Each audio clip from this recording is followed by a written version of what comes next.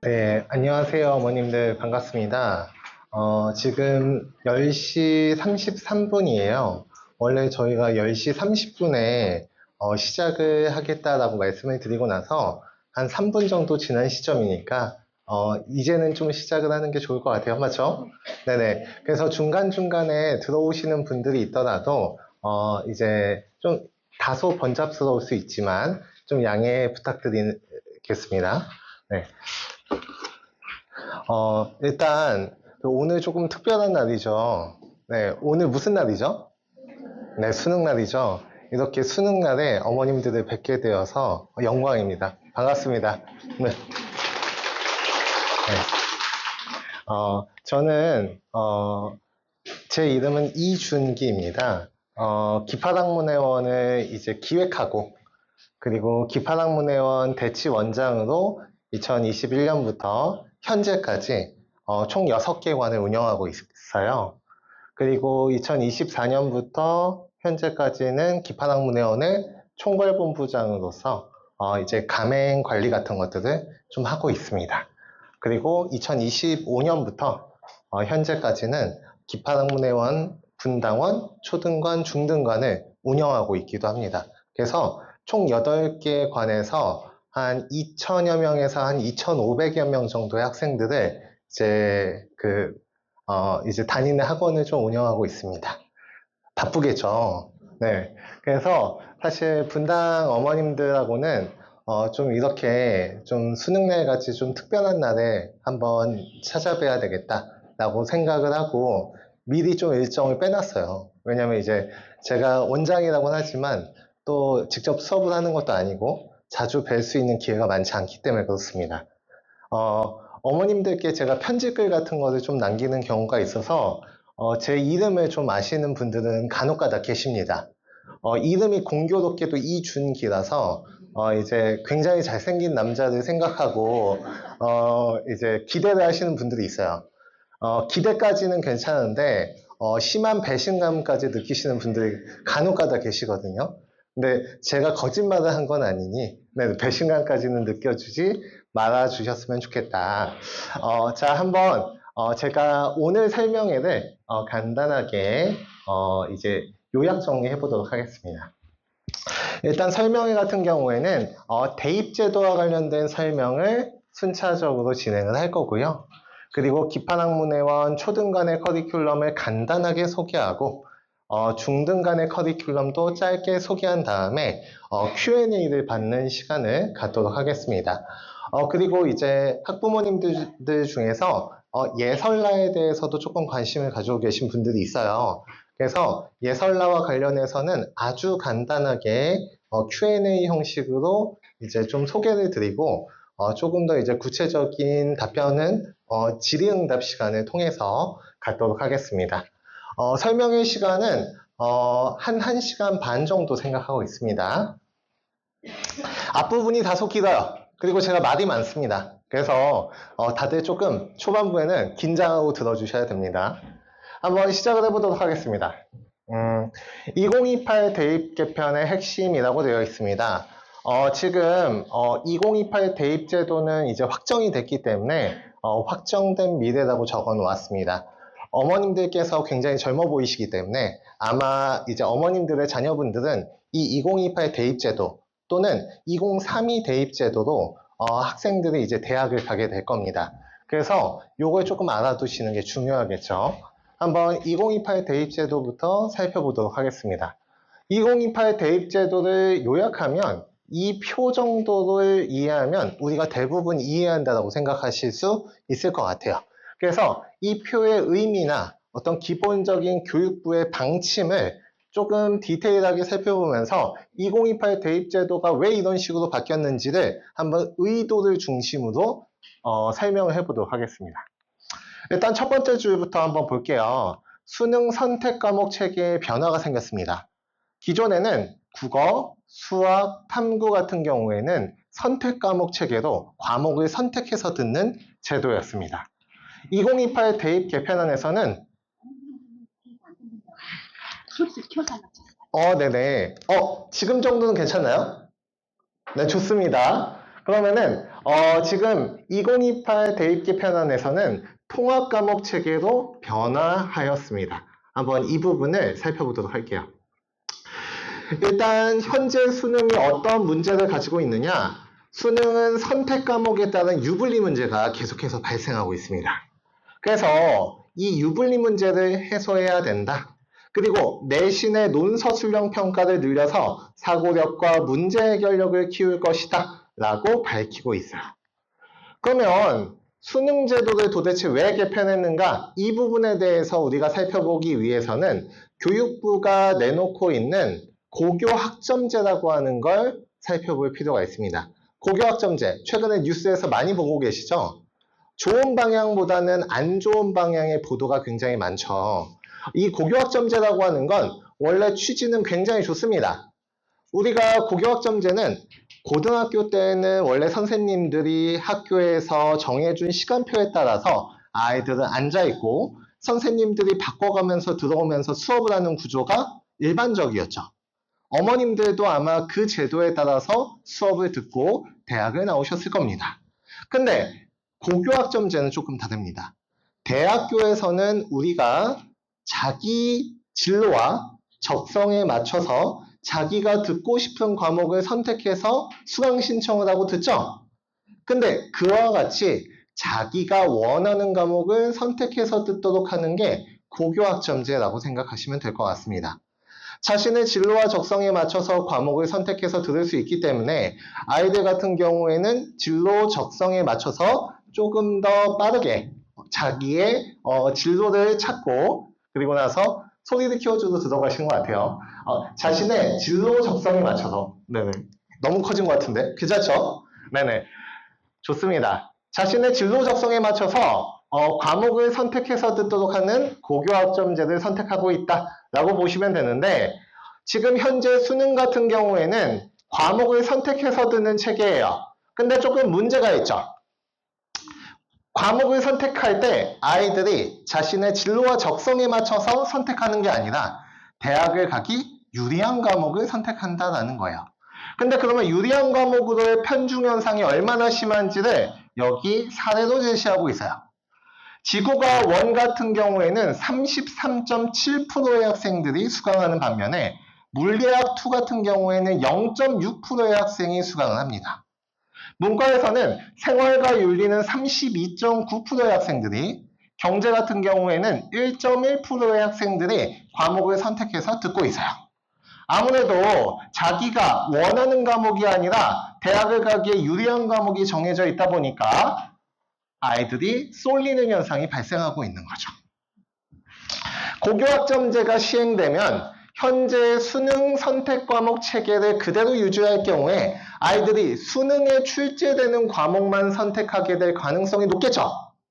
그러면은 아이들이 수능 선택 과목 체계에서는 자기가 원하는 과목을 선택해서 듣는 게 불가능해질 거예요.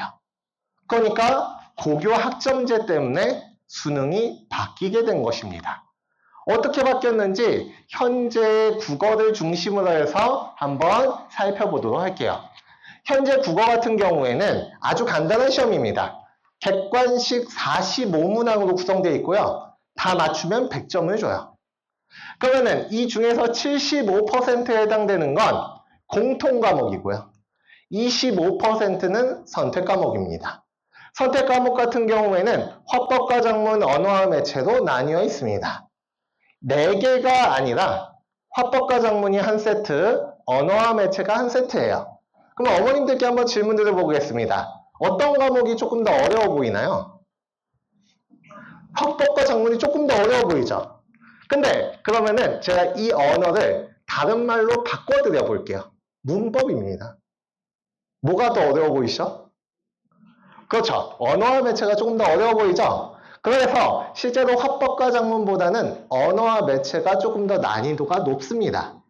화법, 작문, 언어, 매체 4개 중에서 가장 난이도가 높은 건 문법이 될 테고요. 아무래도 난이도가 가장 낮은 건 매체가 될 것입니다. 그래서 언어와 매체가 연결고리가 있어서 같이 세트로 묶기보다는 가장 어려운 과목과 가장 쉬운 과목을 연결해서 화법과 작문, 언어와 매체의 난이도를 조절하려고 했던 것입니다. 근데 난이도를 조절하는 게 쉬웠을까요? 아니죠. 난이도 조절을 매년 실패해왔습니다. 단 한 번도 성공해 본 적이 없어요. 당연하겠죠. 왜냐, 과목 하나를 설계하는 것도 어려운데 그 중에서 이 선택 과목 11문제의 난이도를 일정하게 유지하는 건 대단히 어려운 일이다. 그래서 학생들 같은 경우에 상위권의 학생들은 언어와 매체를 선택하는 경향이 다분했고 중하위권 학생들은 화법과 작문을 선택하는 경향이 많았습니다. 왜냐? 문법을 공부하기 싫으니까. 근데 그러면은 국어가 어떻게 변했는지 한번 살펴보도록 하겠습니다. 일단 공통 과목인 독서, 이거 비문학이죠. 비문학과 문법은 그대로 들어갑니다. 화법과 작문, 언어와 매체에서 매체는 제외가 됐고요. 언어, 문법은 공통으로 들어갑니다. 그러니까 옛날에 화법과 작문만 공부하던 아이들도 이제는 문법을 반드시 공부해야 되는 시대가 된 거예요. 이에 따라서 자연스럽게 고등학교 내신 문법도 중요해지겠죠. 중학교 내신 문법도 중요해지고 어려워지겠죠. 그렇기 때문에 아무래도 이 국어 과목 같은 경우에는 부담이 조금 늘었다라고 보실 수 있을 것 같아요. 수학은 조금 변화가 있습니다. 일단 수학 1과 수학 2를 공통으로 보고 확률과 통계, 미적분, 기하 3개 중에 하나를 선택하는 구조였어요. 이 중에서 어려운 게 뭐죠? 바로 미적분과 기하학이죠. 이 미적분과 기하학이 어려워서 학생들이 선택하면 이 미적분과 기하학을 공부하는데 공부 시간의 대부분을 쏟아야 됐었어요. 사실 이해도 잘 안 되지만 그냥 붙잡고 있는 거죠. 근데 아주 당연하게 그리고 어떻게 보면 다행이게도 미적분과 기하학이 제외가 됩니다. 그리고 나서 확률과 통계가 공통 과목으로 들어가게 돼요. 이에 따라서 문과든 이과든 똑같이 문과 수학으로 시험을 보게끔 됩니다. 그렇기 때문에 자연스럽게 수학의 학습 부담이 많이 줄어들었죠. 자, 영어하고 한국사를 볼게요. 영어하고 한국사는 제가 이제 음영 표기를 해놨습니다. 이 음영 표기를 해놨다는 건 절대평가로 보는 영역이다라고 보시면 돼요. 이 절대평가라고 하는 게 무엇이냐? 90점 이상이면 1등급, 80점 이상이면 2등급, 이런 식으로 일정 점수를 넘으면 100점 만점이든 90점이든 다 똑같이 1등급인 제도예요. 그러면 어떤 학생들이 가장 기분이 좋을까요? 100점 받은 애가 아니죠. 바로 90점 받고 1등급 받은 아이가 그날의 승자죠. 맞죠? 그렇기 때문에 이 영어하고 한국사 같은 경우에는 아이들이 만점을 받기 위해 노력하는 과목이 아니게 되었어요. 맞죠? 90점만 넘기면 된다. 그리고 요즘 아이들이 또 영어를 어렸을 때부터 잘하기 때문에 자연스럽게 영어는 그다지 큰 부담이 되는 과목이 아니게 된 거죠. 그렇기 때문에 최상위권한테는 그다지 변별력이 큰 과목이 아니게 됐고 굳이 설명하지 않고 넘어가겠습니다. 탐구 과목 같은 경우에는 사회 과목과 과학 과목으로 나뉘어 있죠. 현재 같은 경우에는 17과목 중 최대 2개를 선택하도록 되어 있습니다. 17과목 중 최대 2개라는 건 사회 9과목, 과학 8과목 중에 2과목을 선택하라는 의미예요. 그러면은 사회 9과목 중에 2과목을 선택해도 되고 과학 8과목 중에 2과목을 선택해도 되죠. 하지만 무엇도 가능할까요? 사회 하나, 과학 하나도 가능해요. 근데 그러면은 굳이 왜 이렇게 17과목 중 최대 2개로 선택하라고 해놨을까요? 교육부의 의도는 무엇일까요? 교육부는 하나하나씩 선택하라는 의미였어요. 왜냐? 교육부 같은 경우에는 어떤 인재를 좋아합니까? 통섭형, 융합형 인재를 좋아하잖아요. 맞죠? 그러니까 한 과목 한 과목씩 선택해서 사회 지식도 과학 지식도 있는 아이를 길러내고 싶었던 거예요. 하지만 아이들은 다 어떻게 됐다? 사회 2과목, 과학 2과목을 선택하죠. 왜냐? 한국지리와 세계지리를 같이 공부하면 시너지가 생기죠. 근데 한국지리랑 화학 1을 공부하면 시너지가 전혀 없죠. 그러니까 아이들이 사회 2과목을 선택하거나 과학 2과목을 선택하는 경향이 일반화된 거죠. 그렇기 때문에 우리 의도대로 아이들이 한 과목씩 선택해서 융합형인지가 안 되네. 그러니까 어떻게 하면 됩니까? 사회도 과학도 보게끔 하면 돼요. 간단하죠? 그래서 통합사회와 통합과학을 보게끔 변화했습니다. 그럼 통합사회, 통합과학이라고 하는 건 이 통합사회에는 이 9과목의 지식이, 통합과학에는 8과목의 지식이 다 들어가는 거냐? 그러면 우리 아이들이 이 2과목을 공부하면 너무 똑똑해지는 문제가 발생하겠죠. 그렇기 때문에 교육부도 그것을 우려한 나머지 어떻게 합니까? 이거는 그냥 통합사회, 통합과학이라고 하는 고등학교 1학년 때 보는 과목을 시험 보게끔 하자라는 거예요. 자, 여기에서 우리는 다소 이상한 점을 하나 느껴야 됩니다. 수능은 언제 보는 시험이죠? 고등학교 3학년 때 보는 시험이죠. 근데 통합사회, 통합과학은 언제 공부하는 과목이라고요? 고등학교 1학년 때 보는 과목이죠. 이상해요. 고등학교 2학년, 고등학교 3학년 때 보는 이런 과목들을 시험 보는 게 아니라 고등학교 1학년 때 보는 통합사회, 통합과학을 고등학교 2, 3학년 때는 공부도 안 하는데 학교에서 왜 갑자기 시험을 보게끔 했을까? 바로 고교 학점제 때문에 그렇습니다. 왜냐? 학생들이 자유롭게 선택하게끔 하려면 한국지리를 수능에 낼 거니까 너희들 자유롭게 선택해. 이러면 어떻게 해야 됩니까? 한국지리를 무조건 다 선택해야 되겠죠. 근데 통합사회, 통합과학은 아이들이 고등학교 1학년 때 무조건 들어야 되는 과목이란 말이에요. 그러니까 선택이 불가능한 과목이기 때문에 고교 학점제에서 아이들이 무조건 수강하게 되는 통합사회, 통합과학을 수능에 출제하자라고 된 거예요. 즉, 수능의 변화를 읽으려면 교육부가 어떤 의도로 변화시켰느냐를 파악해야 되고 교육부가 원하는 방향은 결국 고교 학점제의 정상화입니다. 왜냐? 우리가 이런 이야기가 많죠. 우리 사회 구조가 변화해야 된다. 새로운 인재를 육성해야 된다. 교육제도가 쇄신해야 한다. 근데 교육제도를 바꿔야 된다는 목소리 높은데 교육제도를 어떻게 바꿔야 되는지에 대해서는 명확한 상이 없죠. 교육부가 가지고 있는 유일한 해답, 바로 고교학점제입니다. 그렇기 때문에 교육제도를 바꾸기 위해서 반드시 고교학점제를 정상화시켜야 되는 문제가 남아있는 거예요. 그렇기 때문에 수능 제도도 다 전체적으로 고교학점제에 맞춰서 세팅한 겁니다. 근데 그러다 보니까 다소 문제가 발생하죠. 이 통합사회, 통합과학은 학습의 목표가 고등학교 과목이 아니라 중학교 때 배웠던 사회와 과학 지식을 총정리해주는 과목이에요.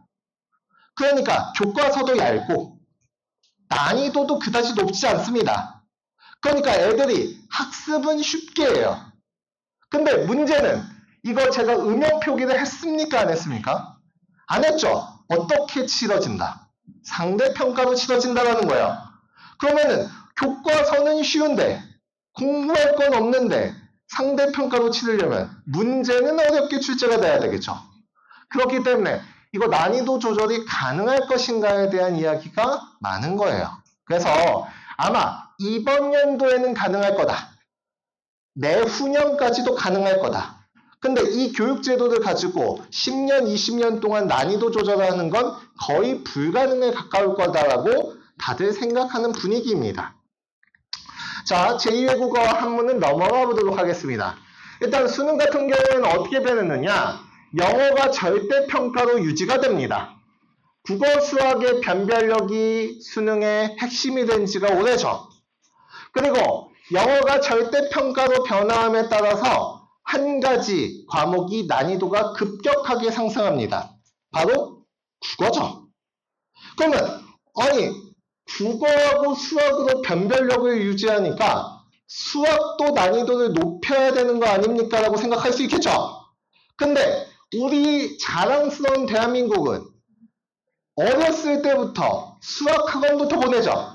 왜냐? 수학자를 양성하기 위해서. 맞죠? 그래서 유치원 때부터 초등학교, 중학교, 고등학교 때까지 아이들이 수학 공부를 합니다.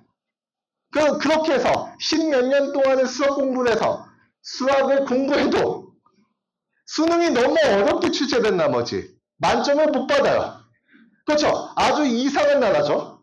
전 세계에서 수학을 가장 어렵게 공부하는 나라 중에 하나입니다.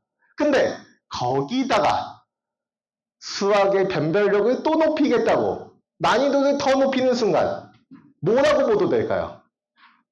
사교육을 조장한다라는 이야기가 또 돌겠죠. 그러면은 장관님이 너무 장수하는 문제가 생기겠죠. 욕을 너무 많이 드셔가지고. 그러니까 장관님도 적당한 나이에 돌아가셔야 되기 때문에, 그렇기 때문에 이게 수학의 변별력을 높이는 건 현실적으로 불가능합니다. 근데 국어는 가능합니다. 왜냐? 우리말을 우리가 어렵게 공부하겠다는데 누가 뭐라고 합니까? 그렇죠? 그렇기 때문에 명분이 확실한 나머지 국어 같은 경우에는 난이도를 높인다고 하더라도 누가 특별히 뭐라고 하지 않아요. 그렇기 때문에 국어의 난이도가 급격하게 상승한 문제가 있습니다. 저는 이게 조금 기형적으로 올랐다고 생각하는 입장입니다. 자, 일단 그리고 수학 같은 경우에는 미적분과 기하학이 선택 과목에서 제외가 돼서 수학의 학습 부담은 많이 줄어들었어요. 언어 문법이 공통 영역에 포함되면서 국어의 학습 부담은 오히려 늘어났습니다. 통합사회 통합과학을 보게 되면서 사회과학의 학습 부담은 완화가 됐지만 문제는 통합사회 통합과학이 상대평가로 치러지기 때문에 텍스트, 그래프, 도표 해석 문항 중심으로 구성돼서 단순 암기만으로는 풀 수 없는 문제, 즉 분석적인 문해력을 필요로 하는 문항들이 많이 출제가 된다. 그렇기 때문에 일종의 통합사회 통합과학이 언어 과목의 사회과학 과목과 비슷해지는 문제가 발생하는 거죠. 자, 내신으로 넘어가 보도록 하겠습니다. 이거 문제가 너무 많습니다. 맞죠? 애들 지금 다 학교 그만두고 난리죠. 그래서 이 내신 제도에 대해서 한번 자세히 살펴보도록 하겠습니다. 현재는 9등급 상대평가제로 아이들을 평가하고 있는데 2028 대입 개편안에 따라서 현재는 아이들을 5등급 상대평가로 평가하고 있습니다. 자, 한번 보면 9등급제와 5등급제를 제가 그래프로 가져와 봤습니다. 9등급제는 별게 아닙니다. 학생들을 1등부터 꼴등까지 줄 세워 놓은 다음에 아이들을 퍼센테이지에 따라서 자르는 거예요. 그러면은 상위 4%는 몇 등급? 1등급. 그리고 4%에서 7%까지 아이들은 2등급. 그리고 23%의 아이들까지는 3등급. 이런 식으로 자르는 제도라고 보시면 됩니다. 근데 한 가지 문제가 있죠. 자, 여기 보면 글자가 어떻게 들어가 있습니까? 세로로 들어가 있죠. 글자가 안 들어간다는 거예요. 글자도 안 들어가는데 애들이 어떻게 들어갑니까? 그렇죠. 애들이 못 들어가. 애들이 못 들어가는 문제가 발생하면서 1등급을 받는 아이들이 너무나 줄어들었다. 그렇기 때문에 1등급을 어디까지 늘리겠다? 상위 10%까지 늘리겠다는 거야. 즉 옛날로 치면 2등급까지 받던 아이들이 1등급을 받을 수 있게끔 하겠다라는 거예요. 경쟁이 완화될 수 있겠죠. 다만 큰 문제가 있습니다. 2등급 같은 경우에는 상위 34%까지 줘요. 상위 34%니까 옛날로 따지면 4등급 받던 아이들이 이제는 2등급을 받는 문제가 발생하겠죠. 그러니까 2등급이 떠버리는 순간 상위 대학에 가지 못하는 문제가 발생하는 거예요. 아주 큰 문제죠. 그래서 옛날에는 내신을 전 과목을 1등급을 받는 아이들이 전국에 한 100여 명 정도 됐어요. 극소수의 아이들만 그렇게 내신 상위 0.0 몇 %를 차지했단 말이에요. 근데 이제는 전 과목의 1등급을 받는 아이들이 한 6천여 명 될 거라고 예상을 하죠. 그러면은 1000여 명대의 아이들이 6천여 명대로 늘면 그 중에서 6천여 명 중에 100명 정도를 추려내야 되겠죠. 그걸 어떻게 추려낼 것인가? 즉 변별력 문제가 다시 화두에 오르게 되죠. 5등급제, 근데 도대체 왜 도입했느냐? 일단 내신 9등급제가 교실을 황폐화시키고 있다고 얘기해요. 그럼 황폐화시키고 있는데 왜 놔뒀냐? 이게 문제가 되는데, 그러면 왜 황폐화 되느냐? 제가 이걸 그냥 표도 가져와 봤습니다. 어머님들하고 이해하기 쉽게. 자, 학생 수 30명 기준으로 등급별 인원을 정리해 놓은 거야. 요즘에 고등학교 한 반이 30명이 안 되는 경우가 대단히 많죠. 근데 제가 그냥 러프하게 30명을 한번 가져와 봤습니다. 그러면은 30명 중에서 9등급제에서 1등급을 받기 위해서는 어떻게 해야 됩니까? 몇 등 해야 돼요? 1등 해야 돼요. 2등 하는 순간 2등급이 돼버립니다. 근데 이거는 전 과목에서 반 1등을 하라는 의미예요. 쉽겠습니까? 어렵겠습니까? 어렵죠. 이게 왜 어려우냐? 어머님들도 옛날에 고등학교 다닐 때를 생각해 보시면 이해가 빠를 겁니다. 그때 아이들 중에서 유독 별난 아이들이 있어요. 국어 시간에도, 영어 시간에도 수학 문제만 풀거나 국사 공부만 하는 아이들이 있어요. 역사 덕후들이죠. 걔네들은 진정한 의미의 고교학점제를 10여 년 전부터 시작한 아이들이에요. 그렇죠? 진정한 나와의 싸움, 자기 자신, 학문에 대한 열의, 대학은 안 가도 좋아. 역사 공부만 하겠다. 근데 그러면 그런 아이들이 역사 과목에서 1등을 하거나 2등을 하겠죠. 근데 전 과목에서 1등을 해야 되는 의대를 가려고 하는 아이 입장에서는 그 아침부터 저녁까지 국사 공부만 하는 아이가 얼마나 미울까요? 나는 전 과목 다 공부해야 돼. 근데 얘는 국사 공부에 하루에 시간을 10시간씩 쏟아. 그런데 내가 얘보다 잘해야 돼. 그러니까 문제가 발생하죠. 그런 문제 때문에 얘를 한 대 쥐어받고 싶은데 라는 생각이 들면 안 되니까 어떻게 합니까? 그래도 1등급을 한 3명 정도는 받게끔 변화시켜주자. 경쟁을 완화시켜주자. 왜냐? 교실이 황폐화될 수 있으니까. 맞죠? 그런 문제를 이야기하는 거예요. 자, 근데 현재 제도에서 나타나는 아주 큰 문제가 하나 있습니다. 바로 1등급 블랭크 현상이라고 하는 게 발생하고 있어요. 자, 동점자가 가끔씩 나와요. 맞죠? 1등도 2등도 잘한 나머지 둘 다 1등 또는 둘 다 2등이 되는 문제가 발생해요. 근데 현재 교육부의 지침상 둘 다 1등이면 좋은데 문제는 동점자 기준, 30명 기준 1, 2등이 동점인 사례. 둘 다 몇 등이에요? 둘 다 2등이에요. 그러면은 30명 중에 2등은 상위 몇 프로입니까? 6.7%예요. 4% 바뀌죠? 그러면 둘 다 몇 등급이 떠버려요? 2등급이 떠버려요. 그러니까 내신 문제가 쉽게 나와서 반 1등과 반 2등이 동점자가 되는 순간 둘 다 2등급이 떠버려서 둘 다 좋은 대학하고 약간 멀어지는 문제가 발생해요. 맞죠? 그런 문제가 발생하기 때문에 이 1등급 블랭크 현상이 아주 큰 문제로 대두되는 거예요. 그렇기 때문에 내신 문제 역시도 아주 치졸하게 낼 수밖에 없는 문제가 발생하는 거죠. 이 5등급제, 현재 우리 급격한 학령 인구 감소 상황이라고 이야기하죠. 아이들이 점점 줄고 있다라고 이야기하지 않습니까? 근데 학교들은 오히려 잘 되는 곳은 아이들이 몰리고 또 잘 안 되는 곳은 아이들이 점점점 빠져나가고 있죠. 그렇게 되면서 어떤 학교들이 발생합니까? 소규모 학교들이 만들어지기 시작해요. 이 소규모 학교에서는 아주 큰 문제가 있습니다. 전교 1등이 아무리 열심히 해도 어떤 과목에서든 1등급을 받지 못하는 문제가 발생하는 거예요. 왜냐? 5% 바뀌니까. 그렇죠? 아무리 동점자가 발생하지 않고 내가 혼자 1등을 하더라도 4.6%면 결국 2등급 아닙니까?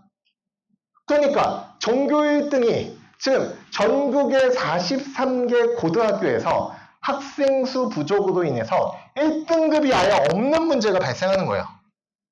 그러면서 고교의 40%가 학년당 학생이 200명 미만인 문제가 발생하고 있다. 즉 이렇게 되면 소규모 학교에서는 내신으로 대학을 가는 게 너무나도 불리해지는 문제가 발생하고 아이들이 소규모 학교에서 이탈하는 문제가 발생하고 수도권 집중화가 더욱더 심해지는 문제가 자연스럽게 발생할 수밖에 없겠죠. 그렇기 때문에 이 문제를 무조건 해소할 수밖에 없으니 어떻게 합니까? 5등급제를 도입한 거예요. 자, 근데 이 5등급제를 원래 도입하려고 했느냐? 그렇지 않아요. 선진화된 5등급제라고 얘기하지만 실제로 5등급제를 도입할 생각이 없었어요. 2021년에는 어떤 이야기를 했느냐? 이게 초안이죠. 고등학교 1학년 공통과목은 9등급 상대평가를 하고 현재처럼 고등학교 2, 3학년 선택과목은 전면 5등급 성취평가, 이게 5등급 상대평가가 아닙니다. 5등급 절대평가를 하려고 했어요. 즉 고등학교 1학년 때는 상대평가, 고등학교 2, 3학년 때는 절대평가를 하려고 했어요. 왜냐? 고교 학점제 때문에. 근데 2025년부터 학교 현장의 혼란이 매우 커질 것이라고 분석을 했어요. 굳이 분석하지 않더라도 아무나 예측할 수 있습니다. 그렇죠? 왜냐? 현재에도 고등학교 1학년의 학업 중단율이 매우 높아요. 1.5%에서 2.3%까지 늘었죠. 검정고 시절 수능 응시생 수가 1.9%에서 3.6%까지 늘었습니다. 오늘 수능 몇만 명이 치르죠?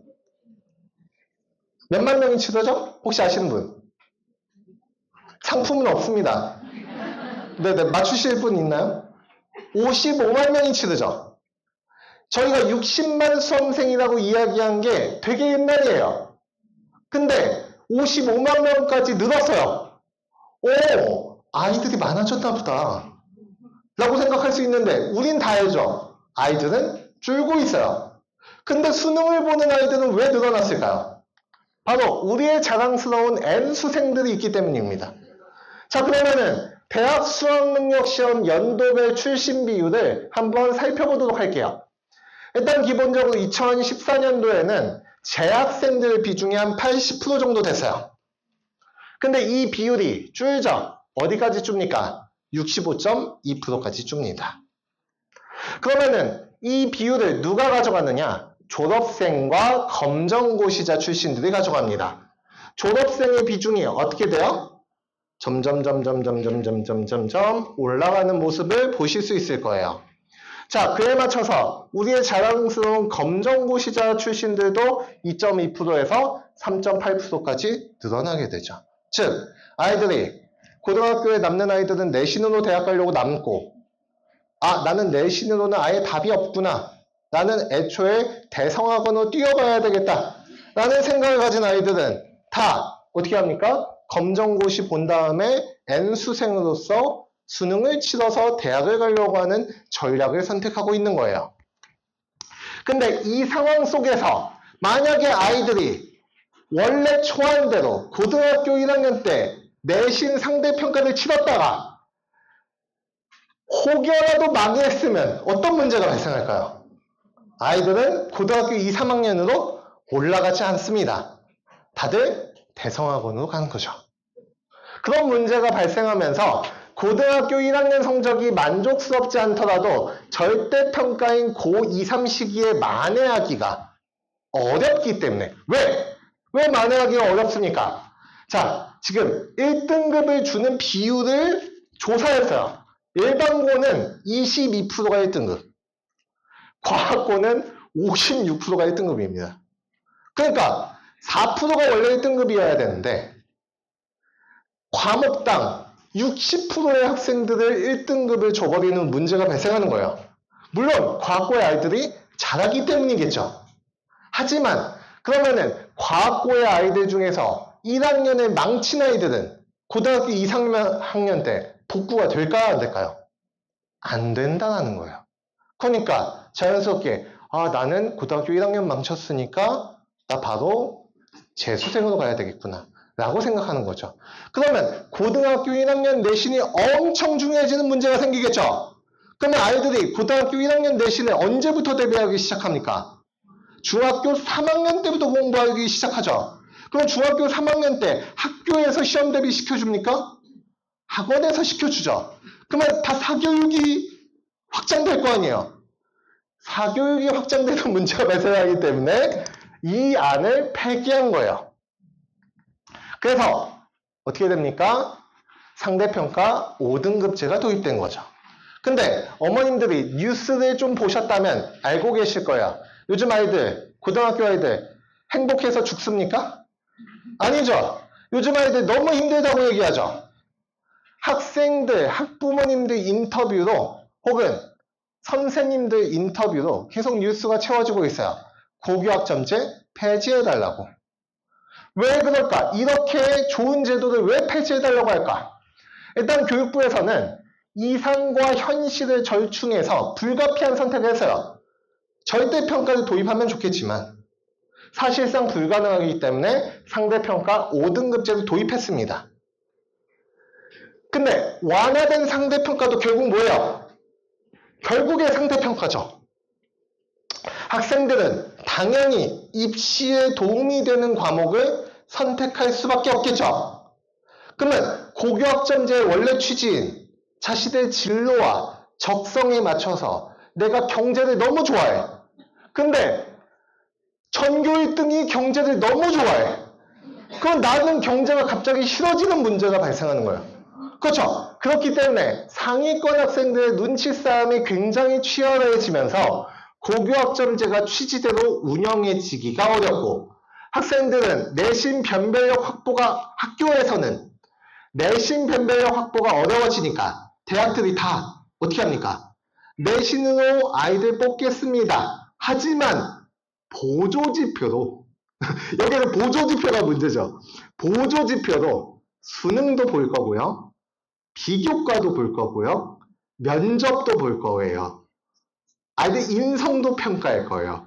라고 지금 각종 평가안들을 내놓고 있어요. 그러면 아이들은 내신만 잘하면 되는구나가 아니죠. 내신 공부하면서 수능 공부도 해야 되고 비교과 준비도 해야 되고 면접 대비도 해야 되는구나라는 생각을 하겠죠. 그러면서 자연스럽게 아이들의 학습 부담이 늘어나는 문제가 생기는 거죠. 아이들이 챙길 게 너무 많아지는 문제가 생기는 거죠. 그래서 이에 따라서 대학에서는 수시에서 정시 점수, 수능 점수를 보고 정시에서 내신 점수를 봄에 따라서 이 체계가 계속 희석되고 있는 문제가 발생하는 거죠. 자, 볼게요. 학생부 반영 교과와 비교과를 병행하는 체계에서 정성평가를 강화하는 방향으로 변한다고 합니다. 시사점으로는 탐구, 표현 중심의 평가를 확대한다라고 얘기해요. 말이 너무 멋있죠? 이걸 네 글자로 바꾸면 수행평가예요. 그렇죠? 수행평가가 강화됩니다. 그렇기 때문에 아이들이 어떻게 합니까? 이 탐구 표현 중심 평가가 확대됨에 따라서 아이들이 계속 새벽까지 수행평가라는 문제가 발생해요. 그러니까 계속 수행평가하다가 수행평가 끝나면 내신 대비하고 그리고 나서 틈틈이 뭘 공부해야 돼요? 수능 공부를 해야 돼요. 근데 틈틈이 하루에 30분씩 하루에 1시간씩 쪼개가면서 공부한 아이가 어떻게 아침부터 저녁까지 대성학원에서 수능 공부만 하는 아이들을 이길 수가 있겠습니까? 불가능하죠. 그렇기 때문에 사실상 정시를 중학교 때부터 준비해야 되는 문제가 생기는 거예요. 그렇죠? 그렇기 때문에 자연스럽게 선행학습 시기가 당겨지는 문제가 생기는 거죠.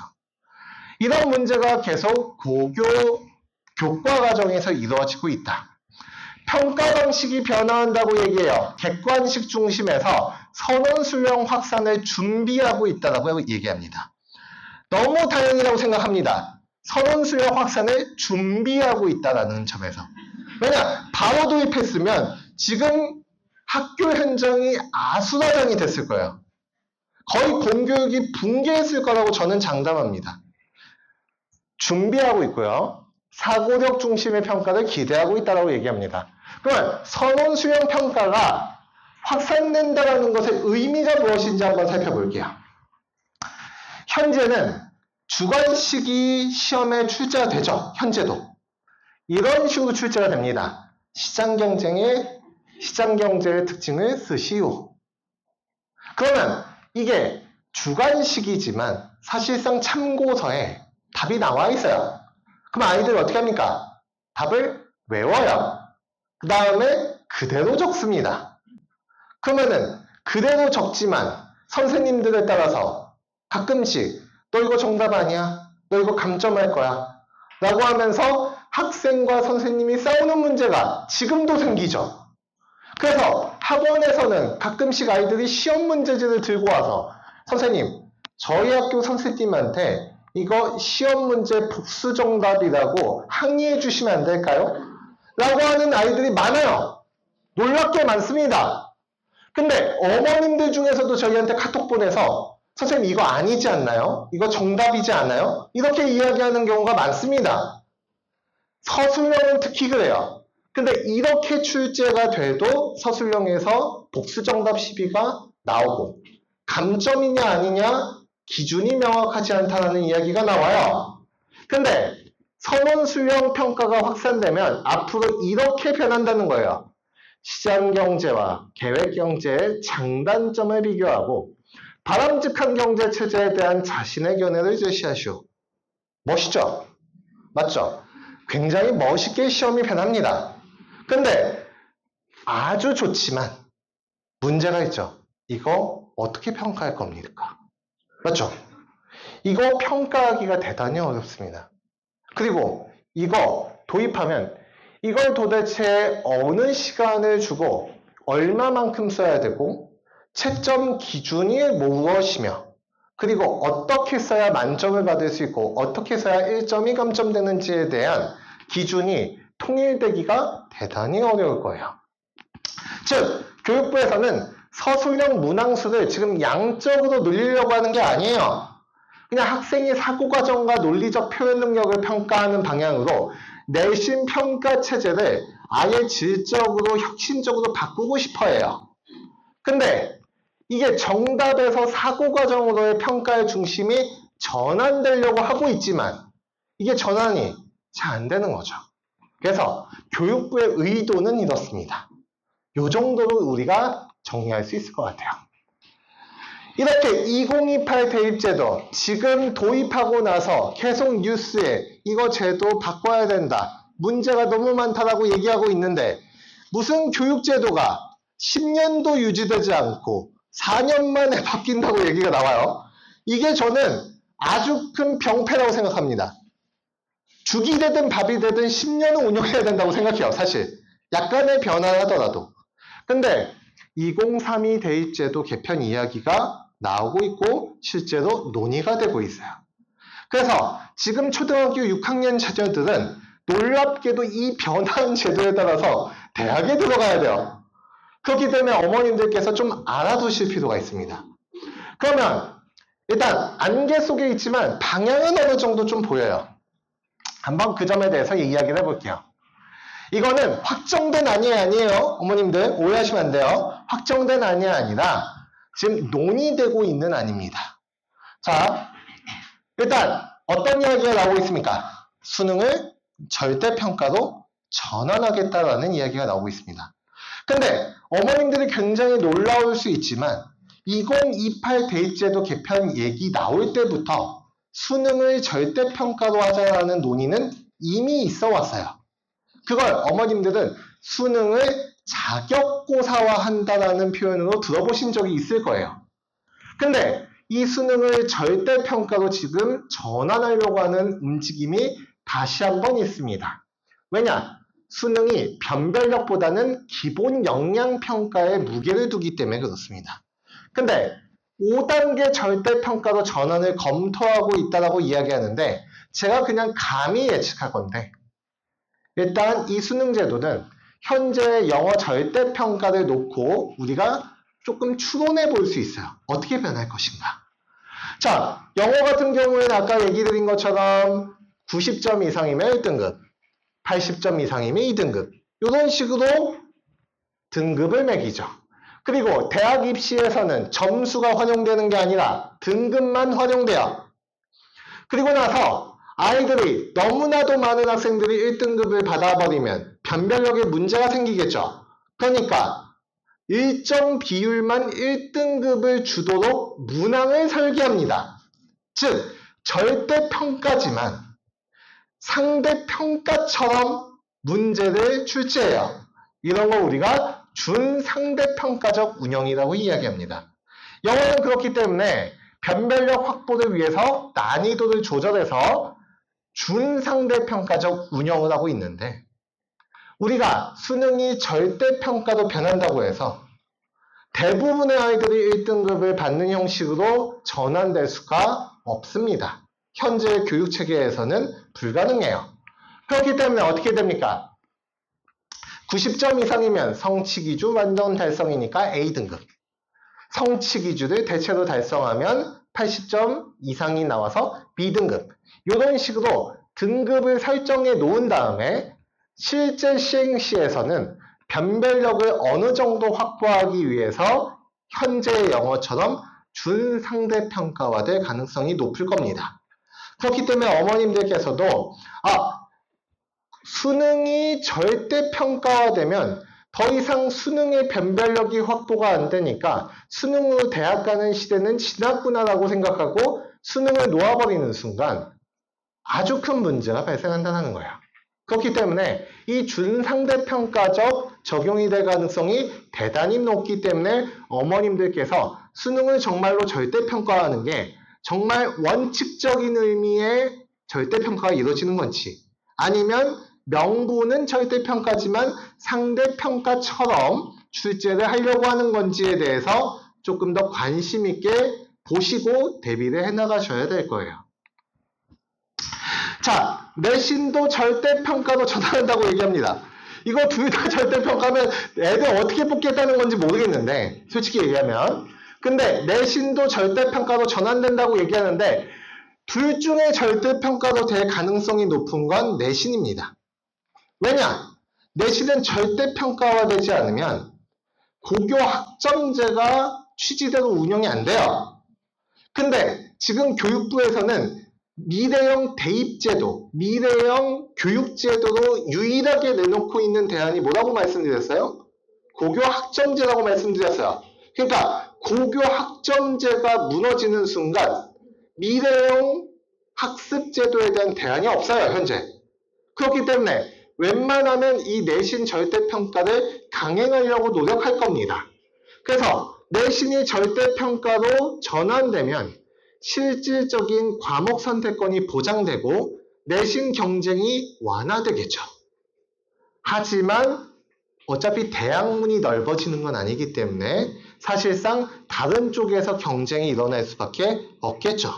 그걸 저는 수능의 절대평가 전환에서 준상대평가적 운영을 하면서 변별력을 확보할 거라고 예상하는 편입니다.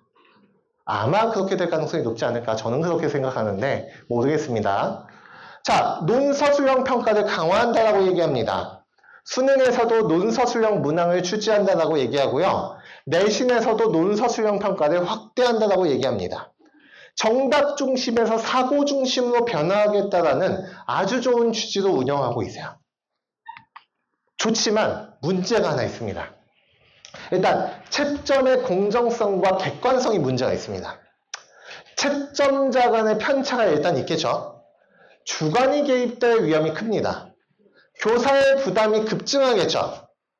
논술형 문항 개발과 채점, 피드백에 막대한 시간과 전문성이 요구됩니다. 특히 이거 피드백, 어머님들께서 알고 있는 첨삭입니다. 아이들이 지금 논서술형 평가 대비가 안 되는 이유는 일단 학교 현장에서 제대로 된 첨삭 교육이 1대1로 이루어지기가 불가능하기 때문에 그래요.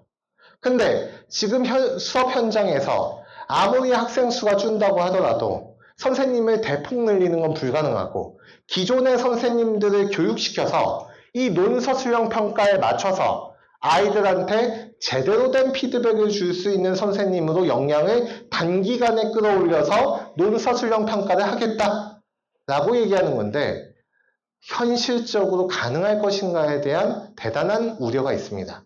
그리고 선생님들이 마음의 준비가 안 되어 있으신 것 같아요. 제가 봤을 때 선생님들이 너무 싫어하는 것 같습니다. 그래서 사실상 바뀌어야 되는 선생님들이 강한 의지를 가지고 있어도 안 될 것 같은데, 선생님들이 의지마저 없으니 이게 안 될 거고 결국엔 이거 도입하면 또 어디에서 어머님들은 대비합니까?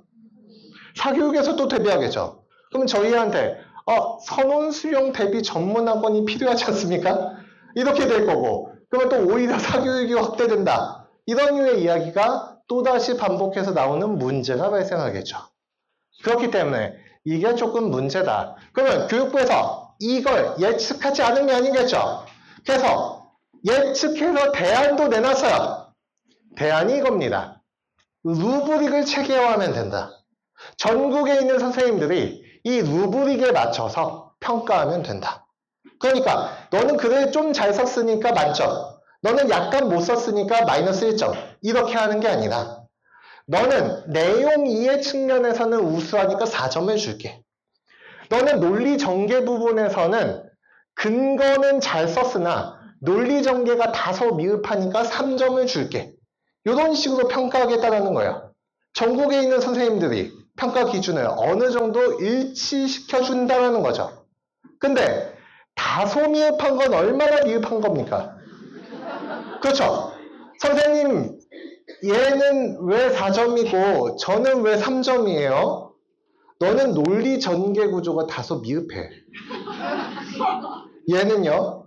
얘는 미흡하지 않아.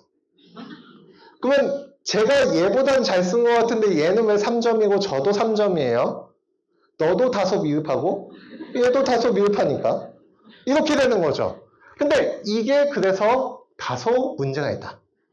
그래서 표현력 같은 경우에도 우수, 보통, 미흡, 부족으로 4단계로 나눈다고 얘기하지만 루브릭에 아무리 촘촘한다고 하더라도 인간인 이상 주관이 개입될 수밖에 없기 때문에 이 평가 체계에는 한계가 있다는 거예요.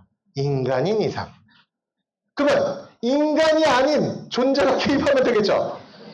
누가 개입하면 됩니까? 우리의 자랑스러운 미래대안 AI가 이제 도입이 되면 되죠. 그래서 단계별 채점 시스템을 마련하겠다. 일단 1단계 AI가 채점하겠다. 2단계 수능 전문 평가단 또는 내신 전문 평가단이 운영해서 채점을 한다. 그리고 나서 만약에 이거에 대한 여러 가지 불만이 있으면 어떻게 합니까? 각 시도별로 검증 기관을 만들어서 검증 기관이 중재를 해주겠다. 안 되겠죠? 고개를 절레절레 하시지만 저도 절레절레 합니다. 그래서 사실상 취지는 너무 좋으나 도입이 현실적으로 어려운 부분이 많기 때문에 선원 수령 평가를 확대한다는 방향은 정해져 있지만 거기에 대해서 어떻게 갈 것이냐에 대해서 아직 많은 산이 남아있는 편입니다. 그래서 어머님들께서는 이걸 보조를 맞춰서 단계적으로 준비해 나가실 필요가 있습니다. 일단 수시 정시 전형이 통합화될 거예요. 통합 전형으로 일어나야 된다는 건 일단 요즘 수시 제도가 복잡해도 너무 복잡합니다. 뭐 르네상스형 인재, 다빈치형 인재, 너무 많아요 인재들이. 그렇기 때문에 인재 유형이 많다 보니까 어떻게 됩니까? 입시 전문가분들도 잘 몰라요. 너무 복잡해서. 근데 그러니까 실력이 잘 안 되는 아이들이 특수한 전형으로 대학을 가는 현상이 벌어지고 있죠. 그렇기 때문에 입시를 조금 단순화하자. 대학 입시의 불확실성을 좀 없애자. 그래서 수시와 정시를 통합하자. 수시에서 정시 점수 볼 거면서 정시에서 내신 점수 볼 거면서 왜 둘을 나눠놨냐. 합치자라는 이야기가 나오는 거죠. 자, 그리고 영어 듣기 평가. 이거 당장 폐지돼야 된다고 생각합니다. 왜냐? 자, 비행기도 못 떠요. 맞죠? 그렇죠? 그리고 우리가 이제 수능이 되면 항상 뉴스에 뭐가 나옵니까? 선생님, 제가 기침해서 1번 문제 못 들었어요. 특정 교실에서 1번 문제를 학생들이 대거 못 듣는 현상이 벌어졌다. 방송에 문제가 있어서 아이들이 1번부터 4번까지를 늦게 듣는 문제가 발생했다. 이거 어떻게 해야 되냐? 뭐 소송 걸어야 된다. 뭐 말이 많죠. 근데 이거 그럴 거면 왜 도입했습니까? 그렇죠? 운영이 너무 어렵습니다. 그리고 앞으로 어떤 중심으로 간다? 읽기와 쓰기 중심의 교육으로 바꾸려고 하는 거잖아요. 그렇기 때문에 듣기 평가가 난이도가 아주 높은 것도 아니고 굳이 이거 봐야 되냐? 그렇기 때문에 폐지될 가능성이 대단히 높습니다. 그래서 앞으로 이런 식으로 좀 변화하지 않을까라고 방향을 잡고 계신 것 같아요. 자, 국어, 교과의 중심이 되다. 조금 속도를 높여보겠습니다. 자, 이거는 사실 너무 국어학원 설명회 같아서 넣지 않으려고 했어요. 네네, 근데 좀 넣어야 되겠습니다. 자, 일단 기본적으로 수능 과목별 만점자 숫자를 보면 조금 특이할 만한 부분이 있어요. 영어는 한 5만여 명에서 2만여 명대, 수학 같은 경우에는 1000여 명대에서 한 3000여 명대까지 만점자가 나옵니다. 근데 국어 같은 경우에는 만점자가 151명, 28명, 64명, 1000명 이런 식으로 나옵니다. 자, 이게 280명인데 제가 0을 뗀 게 아니에요. 그리고 이게 우리가 서울 경기 지역에서의 만점자가 아니라 전국에서의 만점자입니다. 근데 다소 이상하죠, 어머님들? 제가 아까 수능 국어는 몇 문항이라고요? 45문제. 다 뭐다? 객관식이에요. 선원 수용이 이미 도입된 게 아니에요. 근데 객관식 45문항이면 전국에 공부 잘하는 아이들이 그렇게 많은데 그럼 그 아이들이 한 44문제는 실력으로 풀고 한 문제는 헷갈리면 전날 꿈을 잘 꾸면 충분히 맞출 수 있지 않을까. 근데 그럼 만점자가 그래도 1000여 명은 나와야 되는 거 아닌가 싶은데 만점자의 숫자가 100명이 채 되지 않아요? 시험이 어려워도 너무 어려운 것입니다. 이런 걸 우리가 기형적이라고 부르는 거예요. 기형적인 시험이 된 지가 오래입니다. 한번 볼게요. 2013년도부터 2025학년도까지 수능 국어가 어떻게 어려워졌는지를 한번 볼게요. 한 칸에 다 들어가지 않아서 그 이전 거는 뺐어요.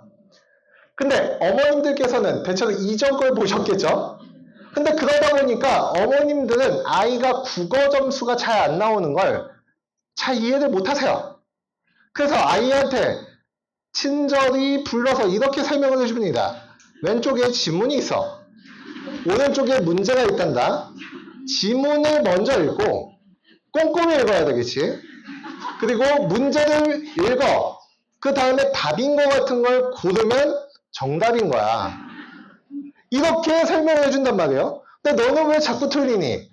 너 왜 이렇게 꼼꼼히 읽지 않니? 라고 얘기하죠. 근데 어머님들한테는 어떻게 보면 당연한 거였죠. 왜냐? 그때의 수능 국어는 쉬웠거든요. 지문도 재밌는 게 많았습니다. 근데 지금의 수능 국어는 달라도 너무 달라졌어요. 만점자의 숫자가 15,000여 명에서 쭉쭉쭉쭉 줄어서 100명이 채 되지 않는 시험이 됐고 표준 점수라고 하는 것도 변화가 됩니다. 표준 점수가 무엇이냐? 100점 만점이 어떤 100점 만점은 가치가 큰 100점 만점이 있고 어떤 100점 만점은 가치가 좀 낮은 100점 만점이 있죠. 그러면 그걸 환산해줘요. 너는 130점짜리 100점, 너는 150점짜리 100점. 그러면 표준 점수가 높다는 건 100점의 가치가 높다는 거고 시험이 어렵다는 거죠. 그러면 우리가 불수능이다, 물수능이다를 나누는 경계가 되는 표준 점수는 몇 점입니까? 140점입니다. 그러면 수능 국어는 계속 불수능이에요. 그렇죠? 당연하죠? 수능의 변별력을 뭘로 유지하고 있으니까? 국어와 수학으로 유지하고 있으니까 수능 국어가 불수능이 아닐 수가 없겠죠. 그런 문제가 발생하는 것입니다. 그리고 나서 어머님들께서 또 하나 알아두셔야 될 게 수능 국어에서 국어가 어렵다는 건 무엇이냐? 오답률 탑10을 가져와 봤어요. 여기 오답률이 한 80%에 육박하는 거 차라리 찍찍을 했냐? 어차피 찍어도 20%인데 맞죠? 정답률이 찍어도 20%인데 괜히 풀어가지고 시간만 낭비하고 맞죠? 그냥 연필을 굴리는 게 낫다. 자, 그러면은 아이들이 이렇게 어려운 문제들을 이렇게 쭉 푸는데 오답률이 높은 문항들은 다 뭡니까? 비문학이에요. 독서 비문학입니다. 즉 수능이 어렵다는 건 비문학이 어렵다는 걸 의미합니다. 현재도 그렇고 앞으로도 그럴 거예요. 근데 그러면 문학이 어렵게 출제되는 경우도 있지 않습니까? 제가 뉴스에서 본 것 같아요. 실제로 가끔씩 있습니다. 그리고 얼마 전에는 문학이 더 어려웠었어요. 누가 개입했기 때문에? 우리의 자랑스러운 윤석열 대통령님께서 직접 수능에 대한 코멘트를 하셨죠. 비문학 지문이 어려워도 너무 어려운 거 아니야? 라고 얘기하는 순간 비문학 난이도를 높일래야 높일 수가 없어요. 대통령의 눈치가 보이죠. 그러니까 난이도를 뭘로 조절해요? 문학으로 조절하죠. 근데 이 문학으로 난이도를 조절한다는 게 얼마나 어려운 일이냐. 자, 간단하게 한번 설명드려 보겠습니다. 자, 비문학 지문 누가 쓰죠? 교수님들이 씁니다. 문제 누가 출제하죠? 교수님들이 출제해요. 그러면은 난이도 조절을 지문에서도 할 수 있고 문제에서도 할 수 있죠. 문학은 시소설을 누가 씁니까? 작가가 쓰죠. 그러면은 교수님들이 야 이거 너무 쉬운데? 살짝 바꿀까? 됩니까? 안 됩니까? 안 되죠. 시소설 그대로 가져와야 돼요. 그러면은 뭐만 바꿀 수 있습니까? 문제만 바꿀 수 있어요. 그러니까 문제를 어렵게 출제한다는 건 뭡니까? 1번과 2번 중에 정답이 뭔지 헷갈리게 출제한다는 거예요. 그러면 헷갈리게 출제하다 보면 교수님들도 헷갈릴 정도로 헷갈리게 출제가 되겠죠. 그러면 뭐 어떤 시비가 된다? 복수 정답 시비가 된다. 그렇기 때문에 문학 문제는 일정 난이도 이상 난이도가 올라가기가 대단히 어려운 성격을 지니고 있습니다. 교수님들도 자기 밥줄을 걸고 시원하게 출제해야 된다는 거예요. 그렇기 때문에 아무래도 현실적인 한계가 있겠죠. 그래서 비문학이 어렵습니다. 그리고 나서 어머님들께서는 일단 국어의 학습 영역을 이렇게 알아두시면 돼요. 아이들은 문학, 비문학, 문법 세 가지를 공부한다. 화법과 작문도 있지 않습니까? 그렇습니다. 있습니다. 하지만 화법과 작문을 따로 열심히 공부하는 아이들은 많지 않아요. 왜냐? 열심히 이미 공부하는 아이들은 비문학을 잘하기 때문에 그 비문학 잘하는 걸로 화법과 작문을 풀면 웬만하면 풀립니다.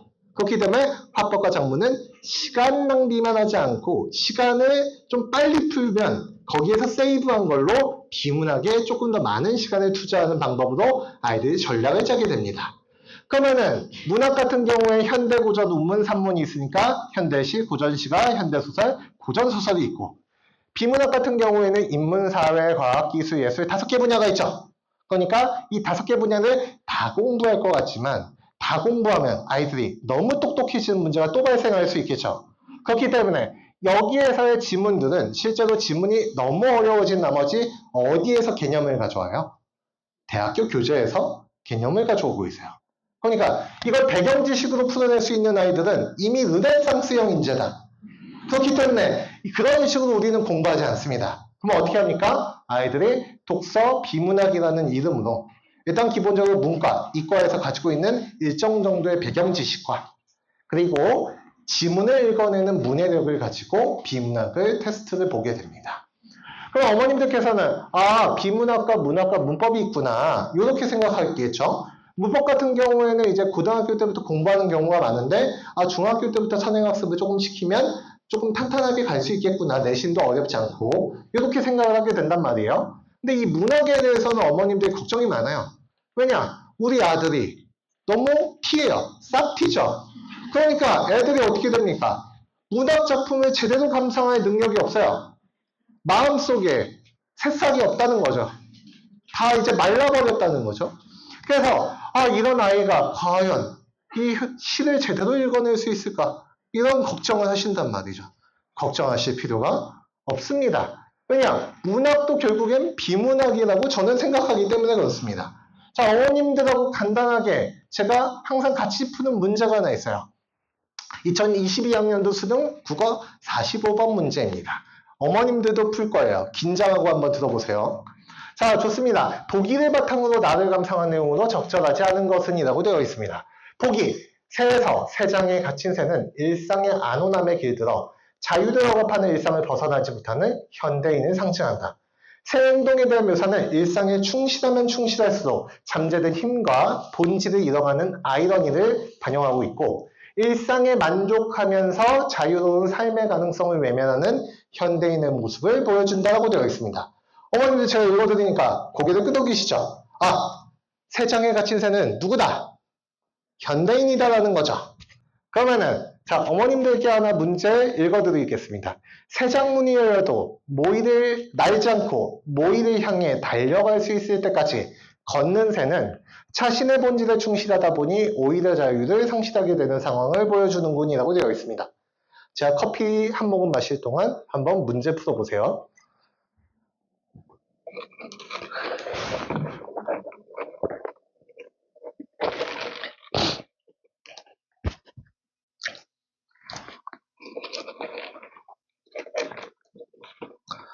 저 답 마셔갑니다.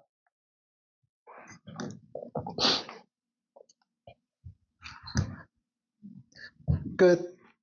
네, 좋습니다. 그럼 어머님들 문제 다 풀었다라고 생각하고 자, 동그라미인 것 같다. 손 한번 들어보실까요? 번쩍 드셔야 됩니다. 자, X인 것 같다. 손 한번 들어보실까요? 관심 없다. 손 한번 들어보실까요? 네, 좋습니다. 자, 그러면은 어머님들 자, 우리가 이 문제를 풀기 위해서는 본질이라고 하는 단어를 알아야 돼요. 그러면은 어머님들께서 지금 본질이라고 하는 건 그것이게끔 하는 성질을 이야기합니다.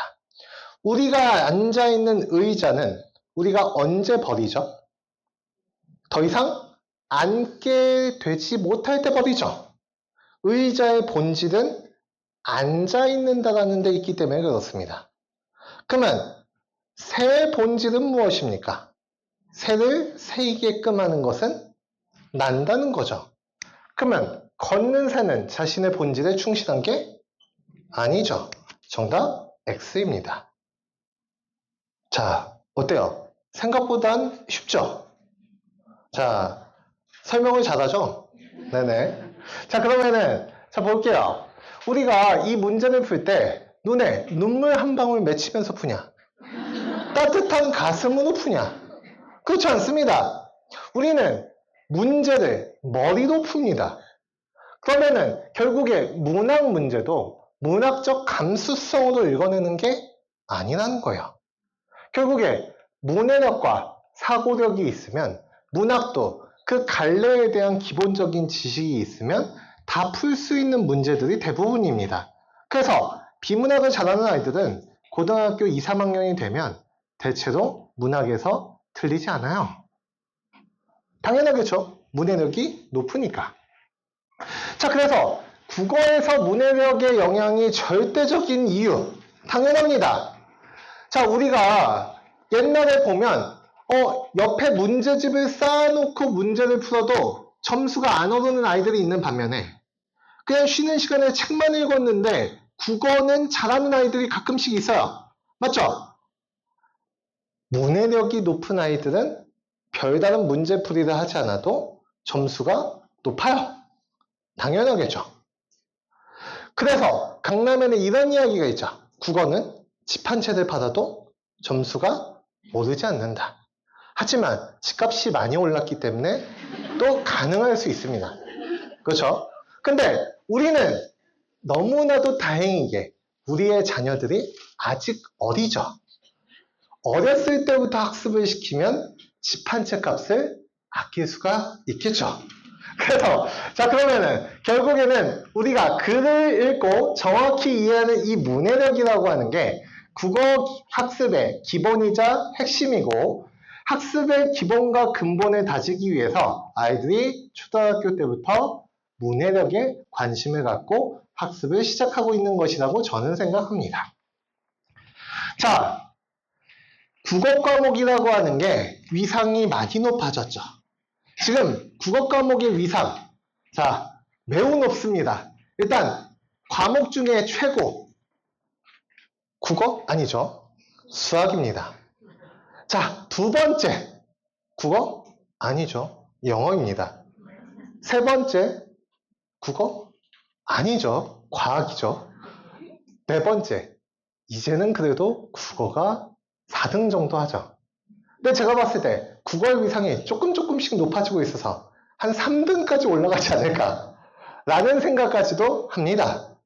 왜냐하면 논서술형 평가가 강화되고 수능에서 국어로 변별력을 확보하는 경향이 계속되고 하다 보면 국어가 사고력의 언어를 다루는 핵심 도구 과목이 될 것이고 자연스럽게 국어에 대한 학습 비중이 늘어나면서 자연스럽게 국어에 대한 관심이 높아지지 않을까라는 생각을 합니다.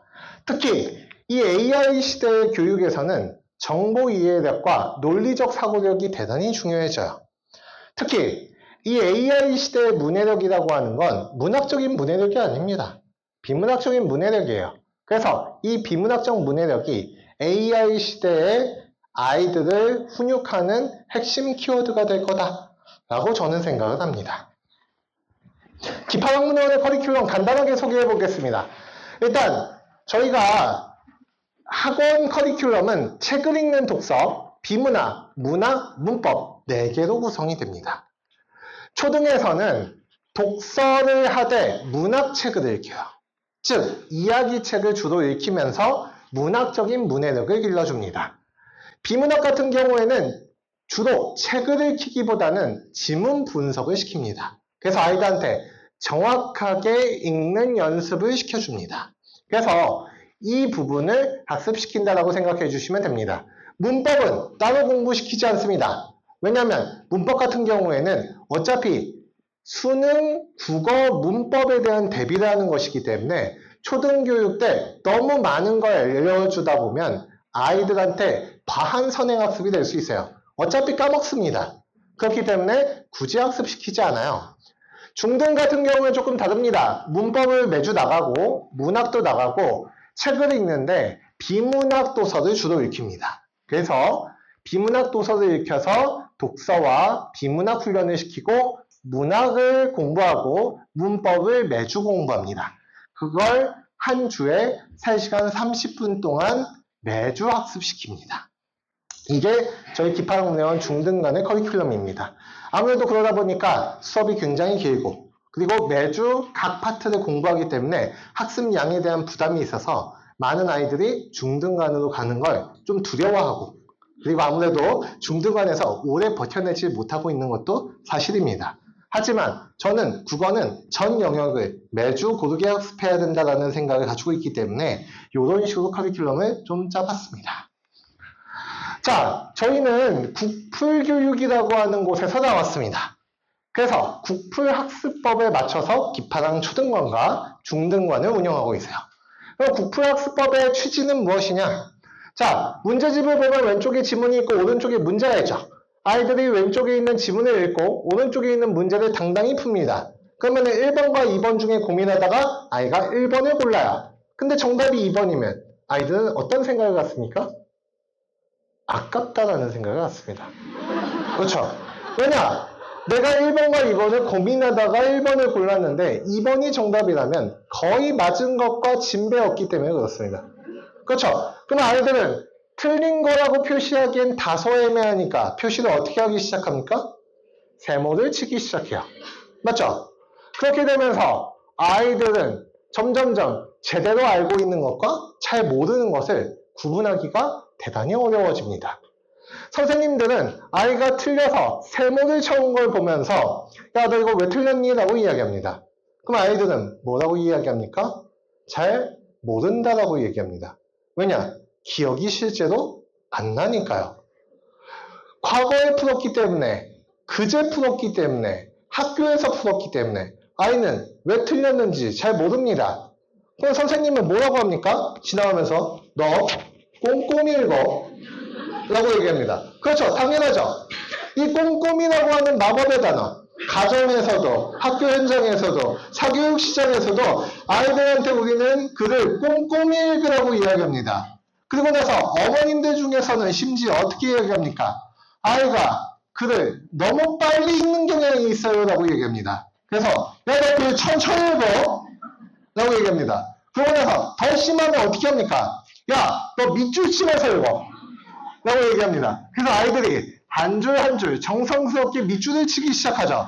그러고 나서 아이들이 너무 날림으로 밑줄을 그으면 교재가 꼴 보기 싫으니까 너 제대로 그어? 라고 얘기하니까 아이들이 정성스럽게 밑줄을 긋습니다. 근데 그러면서 아이들이 점점점 나이가 들어감에 따라서 점점점 글 읽는 속도가 빨라지죠. 그러면 손은 여기에서 밑줄을 치고 있고 아이들이 눈은 여기에 가 있는 기현상을 발견하게 됩니다. 그게 우리 문해교육의 현실이고 현주소라고 저는 생각합니다.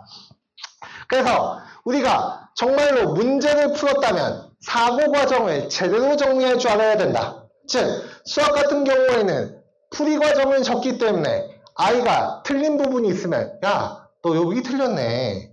여기서 잘못 이해했잖아. 라고 교정을 해줄 수 있습니다. 국어도 그럴 수 있으면 얼마나 좋을까요? 그렇기 때문에 국어의 풀이 과정을 정리해 놓은 것, 그게 바로 국어 풀이 과정, 국풀입니다. 그래서 아이들이 사고 과정을 정리하고 어떤 사고에 맞춰서 문제를 풀고 글을 읽었는지를 정리할 수 있도록 교재에 반영한 거라고 생각해 주시면 좋을 것 같습니다. 그렇기 때문에 저희는 정답을 찾는 교육보다는 아이들이 글을 정확히 읽고 제대로 사고하는 방법을 좀 교정해 주는데 초점을 맞춰서 학원을 운영하고 있습니다. 자, 기파학문회원 초등과는 총 3년제 학원입니다. 레벨 테스트를 치러서 나이와 관계없이 문해력에 맞춰서 아이들이 반에 들어가죠. 설랑, 화랑, 원화, 국성, 기파랑 종교단체 이름이 아닙니다. 과정 이름이에요. 그래서 설랑 6개월, 화랑 6개월, 원화 6개월, 국선 6개월, 기파랑 12개월로 구성되어 있습니다. 그럼 어떤 아이들은 설랑에 들어가서 3년 동안 학원을 다녀서 졸업하기도 하고 어떤 아이들 같은 경우에는 원화부터 들어가서 2년 동안 다니고 졸업하기도 합니다.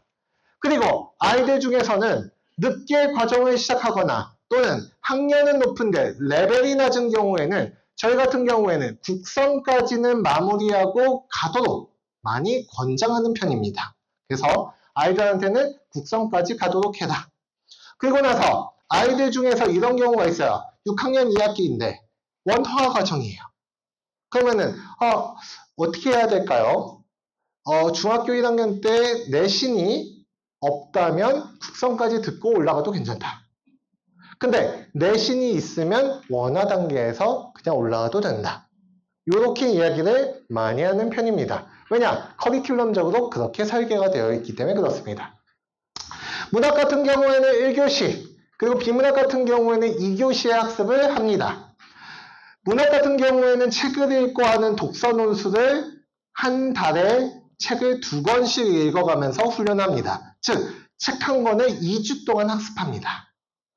그리고 특정 과정에서는 책을 읽는 것뿐만 아니라 단편 소설도 읽고 학습을 수행합니다. 비문학 같은 경우에는 이따가 조금 더 자세히 설명드리도록 하겠습니다. 자, 한번 보면 기파학문회원이 책이 조금 재밌습니다. 그러다 보니까 생각보다 많은 아이들이 기파양을 긴장하면서 들어왔다가 다닐 때에는 굉장히 재밌게 다녀서 어머님들이 약간 다소 의아한 느낌을 받는 경우들이 많습니다. 그게 이런 책 때문이 아닐까 저는 생각합니다. 아이들한테 문학적 문해력 향상에 도움이 되는 이야기 책들을 읽혀주면서 서사문학에 대한 적응력을 높여주고 그리고 나서 아이들이 재밌게 읽을 수 있는 책들을 읽힌다라고 생각해 주시면 좋을 것 같습니다. 그리고 나서 필수적인 배경 지식, 가령 예술에 대한 배경 지식, 경제에 대한 배경 지식 같은 것들은 이렇게 비문학 책들을 가끔씩 읽히기는 합니다. 저희가 내신과 수능에 자주 출제되는 중단편 소설 36편도 커리큘럼에 포함이 되어 있습니다. 그럼 어머님들이 다소 오해하는 경향이 있어요. 가령 첫째가 있고 둘째가 있는데 첫째는 중학생이고 둘째는 기파랑을 다녀요. 그러면은 첫째가 소나기가 내신에 출제돼서 소나기를 공부하고 있는데 둘째가 소나기를 읽고 있습니다. 그래서 첫째가 물어봐요. 야, 너는 왜 소나기를 읽고 있니?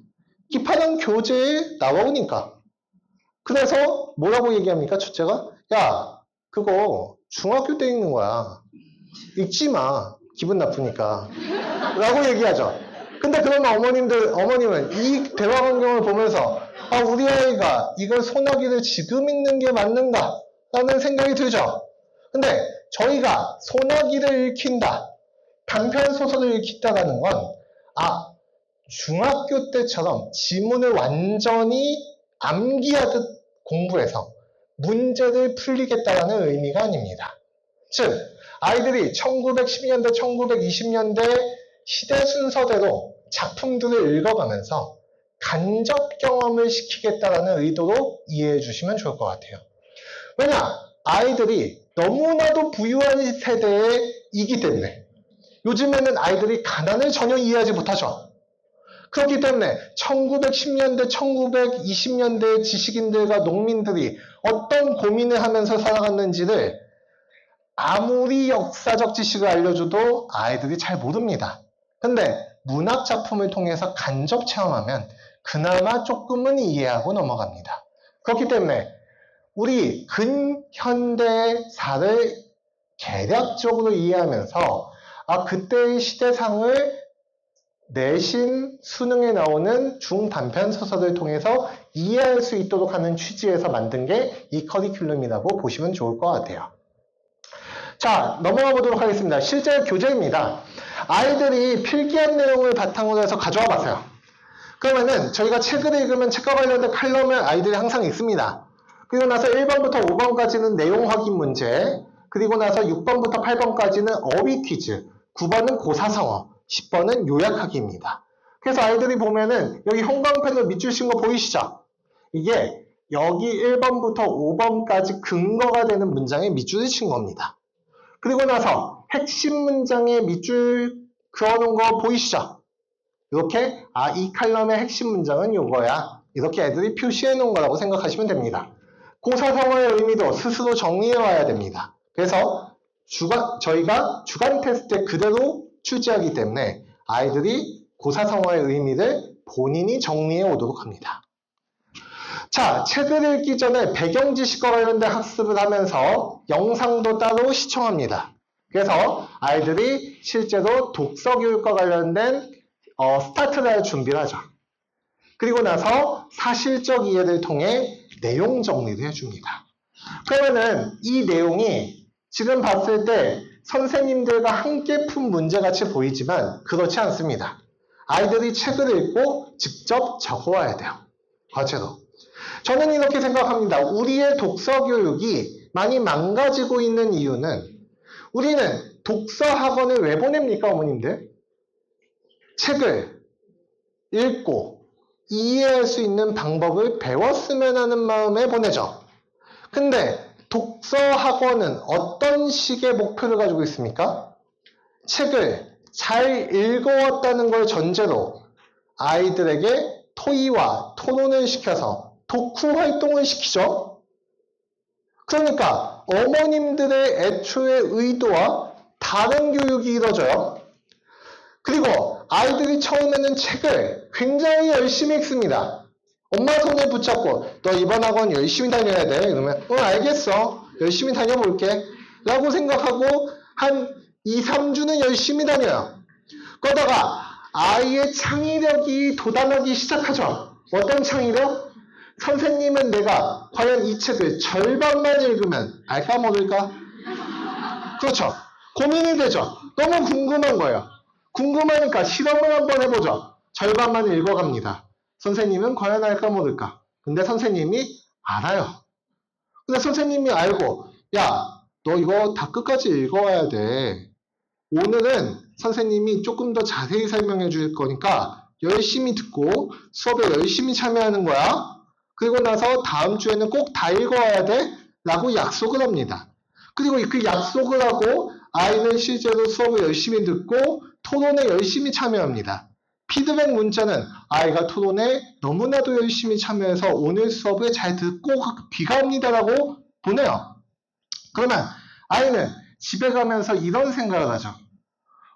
개이득이구나 라는 생각을 합니다. 그렇죠. 왜냐? 책을 절반만 읽어가도 수업을 참여하는데 전혀 지장이 없어요. 그러면서 아이의 창의력이 무한대로 확장되죠. 즉, 책을 아예 안 읽어가더라도 나는 충분히 수업에 참여할 수 있지 않을까라는 생각을 하기 시작합니다. 그러면서 책을 안 읽어가요. 근데 안 읽어가도 수업이 충분히 가능합니다. 왜냐? 아이들은 다 거기서 거기고 모든 아이들은 다 책을 안 읽고 있기 때문에 그렇습니다. 그러면은 선생님들은 어떻게 합니까? 책을 안 읽었다는 걸 전제로 열심히 설명을 준비하죠. 그래서 너희들 이번에 책을 안 읽어왔지? 걱정하지 마. 선생님이 정확히 설명해 줄게. 라고 하면서 독후 활동을 이끕니다. 선생님은 열심히 했을 뿐이지만 독서가 빠진 독서 교육이 이루어지는 거죠. 맞죠? 이게 현주소라고 저는 생각합니다. 그러면 독서에서 독서가 빠지면 무슨 의미가 있냐? 맞죠? 그래서 아이들이 책을 정확히 읽고 와야 된다. 사실적 이해를 해오지 않은 학생들은 책을 읽지 않은 것으로 간주하고 과제를 다한 뒤에 수업에 참여할 수 있도록 하겠다. 옆방으로 보내서 과제를 다 하고 오라는 거죠. 유배를 보내는 거예요. 그렇죠. 그렇게 하고 나서 아이가 하면 애들이 선생님 쟤 왜 안 돌아와요? 쟤 왜 안 와요? 이렇게 물어봅니다. 책을 읽지 않아서 그래. 그러면은 책을 읽지 않으면 수업에 참여할 수 없나요 혹시? 라고 이렇게 간을 보기 시작합니다. 그러면은 그렇다라고 하는 걸 알게 되는 순간 아이들이 책을 무조건 읽어야 수업 참여가 가능하고 혼나지 않는구나 라는 생각으로 책을 열심히 읽어오겠죠. 그렇게 되도록 문화를 만드는 게 중요하다고 생각합니다. 자, 그리고 나서 아이들이 추론적 이해로 넘어가서 책과 관련된 조금 더 심도 깊은 이야기를 나누고 2주차로 넘어갑니다. 2주차로 넘어가기 전에 아이들이 어휘를 정리해 옵니다. 어휘를 정리하다 보면 아이들이 여기 밑에 이렇게 적어놓은 거 보이시죠? 나만의 예문 적기를 하는 거예요. 이 단어를 가지고 스스로 예문을 하나씩 적어오도록 합니다. 자, 그리고 나서 아이들이 독서 퀴즈를 풀어오면 선생님은 2주차 수업 전에 아이들과 이 퀴즈의 정답을 맞춰주면서 책의 내용을 한번 리마인딩 시켜줘요. 왜냐? 아이들이 책을 읽고 난 지 꽤 지났으니까. 그럼 한 번 더 반복 학습을 시켜준 다음에 토론, 찬반 토론, 토의, 그리고 글쓰기를 진행합니다. 즉, 1주차 때에는 책을 정확하게 이해하는 데 초점을 맞춘 수업이 진행된다면 2주차 때에는 독후 활동 중심으로 토론, 토의, 글쓰기가 이루어진다라고 생각하시면 될 것 같습니다. 그러면 2주차 때 아이들이 조건에 맞춰서 글을 써오면 선생님들은 첨삭 지도를 하고 2개월에 한 번씩 아이들한테 글쓰기 클리닉에 참여해서 글을 다시 고쳐 쓰고 가라 라고 대면 첨삭 시간을 갖도록 합니다. 자, 비문학으로 넘어가 보도록 하겠습니다. 시간이 조금 급하니. 자, 저희가 비문학 지문을 선정할 때는 하나의 원칙이 있습니다. 저희는 아이들한테 필요한 건 특정 분야에 대한 깊은 배경 지식이라고 생각하지 않습니다. 아이들한테 필요한 건 넓고 얕은 배경 지식, 다양한 학문 분야에 대한 배경 지식이라고 생각합니다. 그렇기 때문에 다양한 학문 분야에 대한 배경 지식을 다루고 있는 텍스트를 가져와서 아이들한테 실제적인 텍스트를 익힙니다. 즉, 아이들이 읽기 편하게 어휘를 바꿔준다던가 문장을 끊어준다던가 한 글이 아니라 실제로 어른들도 읽어내고 있는 글들을 읽고 훈련을 시킵니다. 어떻게 읽어내는지 훈련을 시키는 거죠. 저희는 이게 중요하다고 생각하는 이유는 아이들이 읽고 있는 세상을 돌아다니면서 읽고 있는 대부분의 글들은 어른들이 읽기에 편하도록 맞춰져 있는 글이 대부분이라고 생각합니다. 그러면은 아이들한테 있어서 어른들이 읽고 있는 글을 어떻게 읽어내야 하는지를 알려주는 것과 아이들이 잘 읽을 수 있는 글들을 가지고 훈련시킨 다음에 나중에 갑자기 어른들의 글을 읽히도록 하는 건 접근 방법이나 속도 면에서 큰 차이가 난다고 생각합니다. 그래서 아이들한테 글을 분석적으로 읽는 연습을 시켜요. 어떤 훈련부터 시키느냐? 이게 첫 주차, 설랑 첫 주차의 수업이에요. 주어와 서술어를 고르는 연습입니다. 그러면은 가령 아이들한테 책이 있다라고 하는 이 문장을 주면 있다는 뭐가 있니? 라고 하면 책이라고 대답하고, 사과가 무척 달다라고 하는 이 문장에서 달다면 뭐가 다니? 라고 얘기하면 사과라고 대답합니다. 이 정도는 아이들도 할 줄 알아요. 근데 우리는 일상에서 약자를 돕는 것은 옳다와 같은 도덕적 판단을 한다라고 하는 문장에서 한다면 누가 하니? 라고 이야기하면 아이들은 약자가요 라고 대답을 합니다. 그렇죠? 이상하죠? 이걸 왜 모르지? 라는 생각을 하죠. 야, 눈이 있고 글이 있잖아요. 읽어. 이렇게 되죠? 이게 문제라는 거예요. 왜냐? 우리는 아이들한테 글을 주고 읽혀오는 훈련만 시켜왔어요. 생각해보시면 당연한 거 아닙니까? 어렸을 때부터 아동용 책을 산 다음에 자 봐봐 엄마가 읽어줄 테니까 너도 눈을 따라오면서 읽어봐 라고 그냥 읽혀요. 그러니까 어떻게 읽어야 되는지 안 알려주고 그냥 읽으라고 해요. 그러고 나서 너는 한국어 원어민이니까 충분히 읽어낼 수 있어 라고 자꾸 이야기합니다. 그리고 못 읽으면 꼼꼼히 읽으라고 얘기하죠. 그러니까 그렇게 이제 되는 문제가 발생한다. 그러면 아이들한테 이렇게 주어를 찾는 훈련을 시키면서 저희는 정답을 한 번에 채점해 주지 않아요. 그러면 1번부터 5번까지 문제를 아이들이 풀려고 한 다음에 아이들이 틀린 문제가 있으면 틀린 문제 있으니까 다시 풀어와 라고 이야기합니다. 그럼 아이들은 맞는 것도 틀리게 고치고 틀린 것도 맞는 게 고치고 하면서 왔다 갔다 하겠죠. 그 과정에서 조금씩 힌트를 줘가면서 아이들이 글을 반복적으로 읽고 사고할 수 있도록 합니다. 그리고 그렇게 반복해서 수업 시간에 읽은 글을 가지고 또 한 번의 명제 판단이라고 하는 과제를 줍니다. 우리는 일상에서 약자를 돕는 것은 옳다와 같은 도덕적 판단을 하는 게 맞다면 우리는 일상에서 도덕적 판단을 하며 살아가는 게 맞는지 모든 선행은 도덕적 판단에 따라 이루어지는 게 참인지 거짓인지를 판단하도록 합니다. 그리고 나서 아이들이 점점점 주차가 지남에 따라서 읽는 글이 길어지면 이 문제를 풀 때 선택의 근거가 되는 문장에 형광펜으로 밑줄을 치고 그리고 나서 틀린 명제는 맞는 명제로 바꿔보고 그리고 나서 이 글의 내용을 한 문장으로 요약 정리를 하고 이런 식의 훈련을 시킵니다. 저희 기파학문회원의 교육이 특별할 것 같지만 저는 특별하지 않은 교육이라고 생각합니다. 그 이유는 우리가 과거의 어머님 시대 때 보면 매 주마다 칼럼이나 사설을 한 편씩 가져와서 거기에 모르는 어휘를 정리하고 요약 정리하면 그걸 1년만 해도 실력이 많이 는다는 이야기 들어보셨죠? 저희가 하는 거 그겁니다. 아이들한테 글을 주고 아이들이 자신의 언어에 맞춰서 이 글의 내용을 정리할 수 있도록 하는 거. 그럼 아이들이 점점점 이런 식으로 정리를 해요. 신무용은 무엇이냐? 신무용의 특성은 이렇고 변화는 이렇게 변해했고 의상이 옛날에는 이렇게 폭이 넓은 의상에서 이렇게 전체적인 실루엣이 드러나는 의상으로 변화했다. 책의 내용을 자신의 언어로 정리하는 거죠. 자, 그리고 나서 아이들이 책의 내용을 이런 식으로 구조화하기도 합니다. 그래서 조세는 무엇이며 조세의 효율성은 무엇인지 그리고 편의원칙과 능력원칙은 뭐고 수직적 공평과 수평적 공평은 어떤 차이가 있는지 이런 것들을 아이들이 자신의 언어로 요약 정리하는 거야.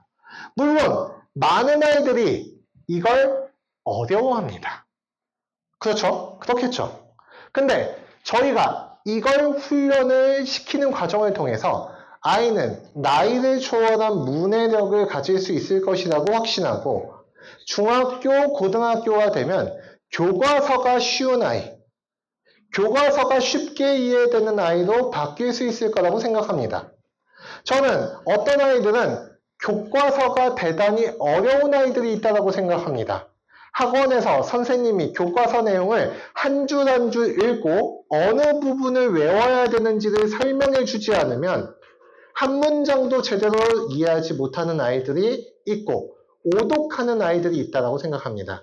그런 아이들은 초등학교, 중학교 때 점수가 잘 나온다고 하더라도 고등학교 때 반드시 무너지게 될 수밖에 없다고 생각해요. 왜냐? 당연하죠. 고등학교 때는 시험 범위가 길어도 너무 길기 때문에 그렇습니다. 학교 선생님들이 중학교 때처럼 초등학교 때처럼 한 문장씩 설명해 줄 수 있는 형태의 시험이 아닙니다. 그러면 결국에 아이들은 스스로 자기가 글을 읽고 이해하는 능력이 있어야 고등학교 때 짧은 시간에 효율적으로 공부할 수 있는 아이로 자라난다. 즉, 자기주도 학습이 가능한 아이로 자라난다라고 생각을 하고, 그걸 위해서 초등학교 때부터 차근차근 문해력을 기르는 연습을 시켜야 된다고 생각을 합니다. 그리고 나서 어휘를 공부하면 저희는 어휘를 외울 때에도 하나의 원칙이 있습니다. 즉, 읽지 않은 범위에서 어휘를 암기시키지 않는다. 당연한 거죠. 읽은 범위에서 어휘 문제를 내도 나만의 예문 쓰기를 아무리 시켜도 아이들은 어휘를 까먹어요. 근데 가나다 순서대로 외운 어휘가 기억이 날까요? 아니라고 생각합니다. 아이들은 엘리베이터 1층부터 외우기 시작한다는 걸 저희는 잘 알고 있습니다. 그렇기 때문에 아이들한테 어휘를 암기시킬 때에도 정말로 어휘를 읽고 글을 쓸 수 있는 정도로 암기를 시키려고 여러 가지 노력을 합니다. 그리고 요거를 매주 나눠줄 거예요. 요거 같은 경우에는 제가 하도 속삭여서 만든 거예요. 저희가 명제 판단 같은 거 하면 아이들이 선생님 근데 명제 판단이 좋은데 자꾸 아이들이 일정 단어를 보고 찾아서 글을 읽어요. 딱 문제 푸는 만큼만 읽어요. 라고 이야기를 하시더라고요. 그리고 과제를 하는데 어떤 아이들은 너무 길어요. 과제 시간이. 어떤 아이들은 너무 짧아요. 선생님. 이라고 얘기합니까? 그러면 짧은 겁니까? 긴 겁니까? 일단 하나로 통일해서 저한테 알려주시면 제가 좀 길이를 맞춰볼게요. 근데 어떤 아이들한테는 길고 어떤 아이들한테 짧겠죠? 그렇다면 1일차, 2일차, 3일차, 4일차, 5일차에 나눠서 차근차근 하루하루씩 하자. 그리고 나서 글을 읽을 때에도 단순히 글을 읽고 문제만 푸는 게 아니라 글을 분석적으로 읽는 연습을 시키자. 문단별로 핵심 내용을 한 문장으로 정리해 보자거나 이렇게 추가적인 과제를 줌으로써 아이들이 글을 분석적으로 차근차근 읽어나갈 수 있는 훈련을 좀 시킨다. 그래서 어머님들께서 만약에 저희 기파학문회원의 문을 두드려 주신다면 조금 처음에는 힘들고 어렵더라도 이 과정을 같이 좀 따라와 주시면 좋을 것 같다. 그래서 아이들이 정말로 가방만 메고 다니는 학원이 아니라 정말 글을 제대로 읽고 글 읽는 방법을 제대로 학습하는 학원을 보내야 되겠다라는 마음으로 조금 과제가 길게 걸리더라도 차근차근 따라와 주시면 분명히 기파랑에서의 1년, 2년, 3년이 아깝지 않은 순간이 고등학교 때는 올 것이라고 자부합니다. 저희 시험이 대단히 어렵습니다. 악명이 높죠. 맞죠? 욕을 많이 먹고 있습니다. 저도 장수할 것 같아요. 맞죠? 저도 이제 쉽게 죽지는 못할 것 같은데 근데 그렇게 욕을 먹음에도 불구하고 저희가 쉬운 길을 선택하지 않는 이유가 있어요. 저희도 쉬운 길이 무엇인지 알고 있습니다. 즉 학원에서 가르친 내용, 저번 주에 가르친 내용만 정기평가에서 실으면 점수도 잘 나오고 열심히 한 아이들이 속상해하지 않는 학원이 될 거라는 걸 너무나도 잘 알고 있어요. 저희도 상담할 때 너무 좋겠죠? 저도 아이들을 가르치면서 아이들이 점수가 떨어지면 어머님께 전화하기가 죄송스러워서 이틀이고 3일이고 계속 미뤄요. 그러면 어머님께서 전화가 옵니다. 원장님 왜 이렇게 전화가 늦죠? 죄송합니다 어머님. 점수가 너무 떨어져서 제가 부끄러워서 전화를 못 드렸나 봅니다. 이렇게 저는 사실 그냥 솔직하게 얘기해요. 그러면 이제 어머님께서 충분히 이해합니다. 점수가 잘 안 오르죠. 저희 애가 뭘 채우면 좋을까요? 이렇게 건설적인 대화가 오가면 좋을 텐데 이제 우리가 그렇지 않죠? 실제로 그렇지 않아요. 그리고 더 큰 문제가 있어요. 우리가 이렇게 점수가 오르면 선생님들의 목소리가 하이톤이 돼요. 그래서 어머님, 제가 이번에 20점 올렸어요. 그러면 어머님도, 선생님, 너무 좋아요. 이렇게 하면서 목소리 톤이 높아지죠. 서로가 행복해요. 서로가 행복한 이 시험을 만들지 않고, 우리가 이렇게 어려운 시험을 만드는 건 문해력이라고 하는 게 원래 배운 내용을 얼마나 잘 외우는지를 평가하는 영역이 아니기 때문에 그렇습니다. 결국에 문해력이라고 하는 건 새로운 글을 제한된 시간 내에 얼마나 빠르게 자신의 언어로 이해하고 문제를 해결할 수 있는가를 물어보는 성격의 영역이에요. 그렇기 때문에 원칙적으로는 새로운 글을 얼마나 잘 읽어내느냐를 테스트해야 맞고, 그리고 이런 교육을 저희가 초등학교, 중학교 때 공교육 현장에서 안 하죠. 그러니까 초등학교 때, 중학교 때 국어 공부를 꽤나 잘한다고 생각했던 아이가 고등학교가 됐을 때 갑자기 모의고사를 치르고 나서 점수가 낮아요. 그러면은 어머님들은 어떻게 생각합니까? 아, 우리 아이가 선생님을 잘못 만났구나.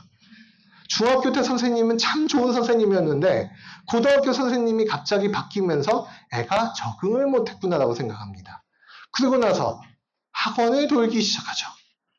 그러다가 학원을 돌아도 아이의 점수가 오르지 않으면 어떤 생각을 하기 시작합니까? 이게 아이의 점수일 수도 있겠구나 하는 생각을 하기 시작해요. 근데 그러기엔 너무 늦었다. 왜냐? 국어는 집 한 채를 팔아도 점수가 안 오르니까. 고등학교 1학년 때 진짜로 집을 팔아도 안 오를 수도 있습니다. 왜냐? 시간이 너무 짧기 때문에 그래요. 그렇기 때문에 자연스럽게 저희는 초등학교 때부터 다소 가혹한 거 알고 있습니다. 하지만 너희의 문해력이 현재 수준이 이렇다. 근데 앞으로도 이렇진 않을 것이기 때문에 계속 이런 새로운 지문을 읽고 어느 정도까지 문제를 푸는지를 끊임없이 측정해 나가자. 그러면서 글을 읽는 방법을 계속 훈련해보자. 매일매일 일정 지문을 읽고 요약하는 연습을 시키면 자연스럽게 점수가 오르지 않겠습니까? 안 오르는 게 이상하다고 저는 생각합니다. 그렇기 때문에 아이들한테 그 훈련을 시키기 위해서 저희는 체계적인 피드백 시스템을 가지고 있습니다. 주간 테스트를 매주 보고 과제 검사를 철저히 합니다. 그래서 제가 선생님들 중에 참 부끄러운 이야기지만 매 주마다 우수를 주는 선생님을 별로 좋아하지 않습니다. 미흡과 보통을 많이 찍는 선생님은 오히려 더 신뢰합니다. 왜냐? 선생님도 미흡과 보통을 주면서 마음이 안 좋을 걸 알기 때문에 마음이 안 좋지만 누른다. 그게 아이를 진정으로 사랑하는 방법이라고 저는 생각합니다. 아이가 원하지 않는 방법대로 아이를 아낄 줄 아는 게 아이에 대한 진정한 애정이라고 저는 생각합니다. 아이들은 별로 안 좋아할 수 있어요. 그렇죠? 자, 그리고 매 주마다 피드백 문자를 발송합니다. 주간 테스트 점수, 과제 점수, 미흡한 부분에 대해서 어떻게 조치했는지, 그리고 선생님들이 종합적인 의견을 제시하면서 어머님들께 이런 부분은 좀 고쳐주세요 라고 이야기를 합니다. 그리고 과제, 글쓰기, 정기평가 클리닉을 클리닉 시간에 맞춰서 진행을 합니다. 자, 너무 길어지니까 Q&A 간단하게 하고 마무리해 보도록 하겠습니다. 자, 기파학문회원의 초등관 개강일은 언제인가요? 2025년 12월 31일입니다. 왜 12월 31일이냐? 1월 1일도 아니고. 왜냐? 저희가 수요일 날부터 수업이 시작하기 때문에 그렇습니다. 그래서 대부분의 아이들이 수업을 듣는 주말은 1월이기 때문에 저희가 조금 당겨서 개강한다라고 생각해 주시면 좋을 것 같아요. 기파랑 초등관의 수업 시간은 어떻게 되나요? 주 1회 2시간 30분에서 최대 3시간까지 수업이 이루어집니다. 30분 같은 경우에는 클리닉이 이루어지는 시간으로 그날의 수업을 다 소화하지 못한 아이들이 보충을 듣는 시간입니다. 한 반의 수업 정원은 몇 명인가요? 9명이지만 그날에 따라서 조금 그 이상이 수강하는 경우들이 발생할 수 있습니다. 과제량은 어느 정도인가요? 아이들마다 다르겠지만 매주 2시간 정도 소요가 됩니다. 주 5일에 맞춰서 과제를 나눠서 수행할 경우 매일 하는 양이 많지 않습니다. 30분이면 충분히 해낼 수 있는 양이라고 생각합니다. 결석 보강은 어떤 방식으로 이루어지는가? 결석 보강은 저희가 월 1회에 하나고 있습니다. 매주 열리는 동일 과정의 수업을 듣는 것을 원칙으로 하고요. 그 주에 시간이 되지 않을 경우에는 담임 선생님이 그 다음 주 또는 다다음 주 일정을 잡아서 개별 보강을 해주기도 합니다. 입학 대비는 언제부터 어떻게 하면 좋을까요? 사실 근데 저는 초등학교 3학년 때부터 입학 대비하기를 권장하는 편이고, 그 전에는 특히 많은 독서를 하기에 좋은 시간이기 때문에 최대한 책을 많이 읽고 독서에 대한 흥미를 많이 키워줬으면 좋겠다. 근데 초등학교 3학년 때부터는 문해력 문제집을 좀 풀면서 감각을 익히는 게 좋다. 국풀교육의 월간 구독 학습지 나라샤 홍보처럼 들릴 수 있습니다. 그래서 이 나라샤를 푸셔도 좋지만 제가 봤을 때 시중에서 가장 괜찮은 책이 뭘까? 제가 고민하다가 하루 한 장 비문학 독해 시리즈가 괜찮다. 저는 제 딸이 지금 돌을 같이 낳지만 얘가 이제 초등학교 2학년이 되면 이 하루 한 장 시리즈를 풀릴 거예요. 그러니까 어머님들도 풀리십시오. 이거 책 좋습니다. 그리고 디딤돌 시리즈를 조금 난이도가 있지만 이 하루 한 장 시리즈를 풀고 나서 조금 부족하다 싶으면 디딤돌 시리즈로 넘어가셔도 좋습니다. 새로 오픈하는 예설라, 이 얘기 많이 들어보셨죠? 예설라에 대한 관심과 흥미가 많은 줄로 압니다. 여기에서 기파랑 초등반과 어떤 차이가 있느냐? 일단 기파랑 초등반은 수준별로 문해 중심의 학습이 이루어집니다. 학년제가 아니죠. 예설라는 학년별로 토론 또는 글쓰기 중심의 수업이 이루어집니다. 즉, 아이들의 표현 능력을 강화하는 데 초점을 맞춰주는 수업이라고 생각합니다. 둘 다 문해, 토론, 글쓰기 수업이 있습니다. 하지만 기파랑은 비문학 문해에 초점을 많이 맞추고 있고요. 예설라는 토론과 글쓰기에 중점을 많이 두고 있습니다. 그렇기 때문에 물론 예설라에도 문해가 있기 때문에 예설라에서 꾸준히 수업을 듣는 아이들이 기파랑으로 넘어가기가 좀 수월할 거라고 저희는 생각하고 있습니다. 그리고 이거는 이제 제가 들었을 때 괜찮은 비유다. 제가 얼마 전에 부산에 가서 들은 비유인데 기파랑 문해어는 쇠빙선에 가깝다. 두꺼운 빙하를 뚫고 지나가는 배다. 네, 굉장히 어려운 걸 학습하니까 그렇죠. 예설라는 유람선에 가깝다. 좀 이제 거기 안에서 좀 햇볕도 쐬면서 충분히 누워있고 재밌는 것도 하고 맛있는 것도 먹으면서 좀 즐기면서 다니는 형태의 학원이라고 좀 생각하시면 좋지 않을까라는 생각이 듭니다. 예설라에서 초3까지 수업을 들은 후에 기파랑으로 입학할 때 특전이 있나요? 아직 특전에 대한 제공 여부는 정해지지 않았습니다. 제공 여부를 정하지 않은 이유는 그래도 예설라에서 충분히 1, 2, 3학년을 수강하면 충분한 실력이 돼서 기파랑이 입학 테스트를 볼 수 있는 아이도 잘할 수 있을 거라고 생각하기 때문에 그렇습니다. 사실 저희 초등학교 4학년 때 기파랑 들어오는 거 되게 어려운 거 알고들 계실 거예요. 아이들이 적응하기도 어려워합니다. 그렇지만 예설라가 생김으로 인해서 초등학교 4학년 아이들도 기파랑에서 충분히 수업을 들을 수 있는 아이도 성장할 수 있지 않을까라는 생각에서 예설라를 만들게 되었어요. 기파랑 초등반에서 중등반으로의 진학 적기는 일단 1월 개강하고 12월까지 커리큘럼이 이어지는 구조이기 때문에 문법 개념은 상반기, 하반기가 반복되긴 하지만 되도록이면 1월 개강에 맞춰서 중등반에 진학하는 게 좋다.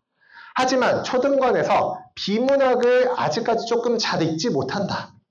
비문학 지문 분석을 조금 더 배워야 되겠다라고 하는 아이들, 조금 이제 고학년인데도 낮은 레벨에 배치되어 있는 아이들은 7월 입학을 추천드리는 편입니다. 기파랑 초등반에서 중등반으로 진학할 시 테스트 볼 수 있는 게 있나? 11월 테스트. 현재 운영되고 있죠? 12월 테스트. 이렇게 두 가지의 테스트가 있습니다. 그래서 11월 지금 테스트를 보고 나서 탈락 점수가 나오더라도 12월의 테스트가 갱신되면 갱신된 테스트도 다시 볼 수가 있습니다.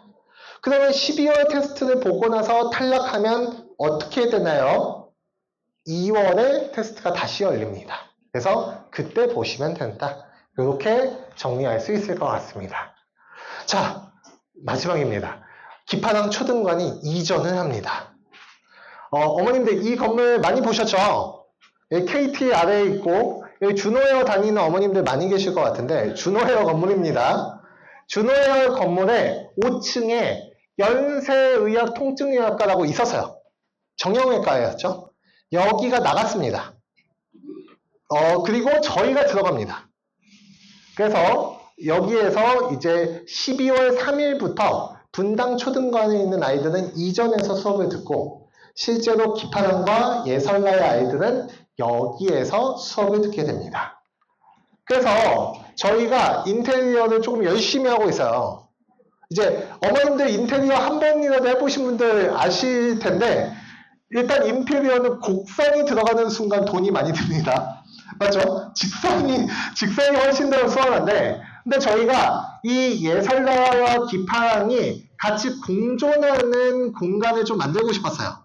그래서 예설라의 아이들도 기파랑을 보면서 수업을 듣고 그리고 기파랑의 아이들도 출입을 하면서 예설라를 내가 다니던 때가 있었지 라는 것들을 회상하면서 다닐 수 있도록 순환형 중심 공간을 두고 오른쪽에는 예설라가 왼쪽에는 기파랑이 올 수 있도록 설계를 해놨습니다.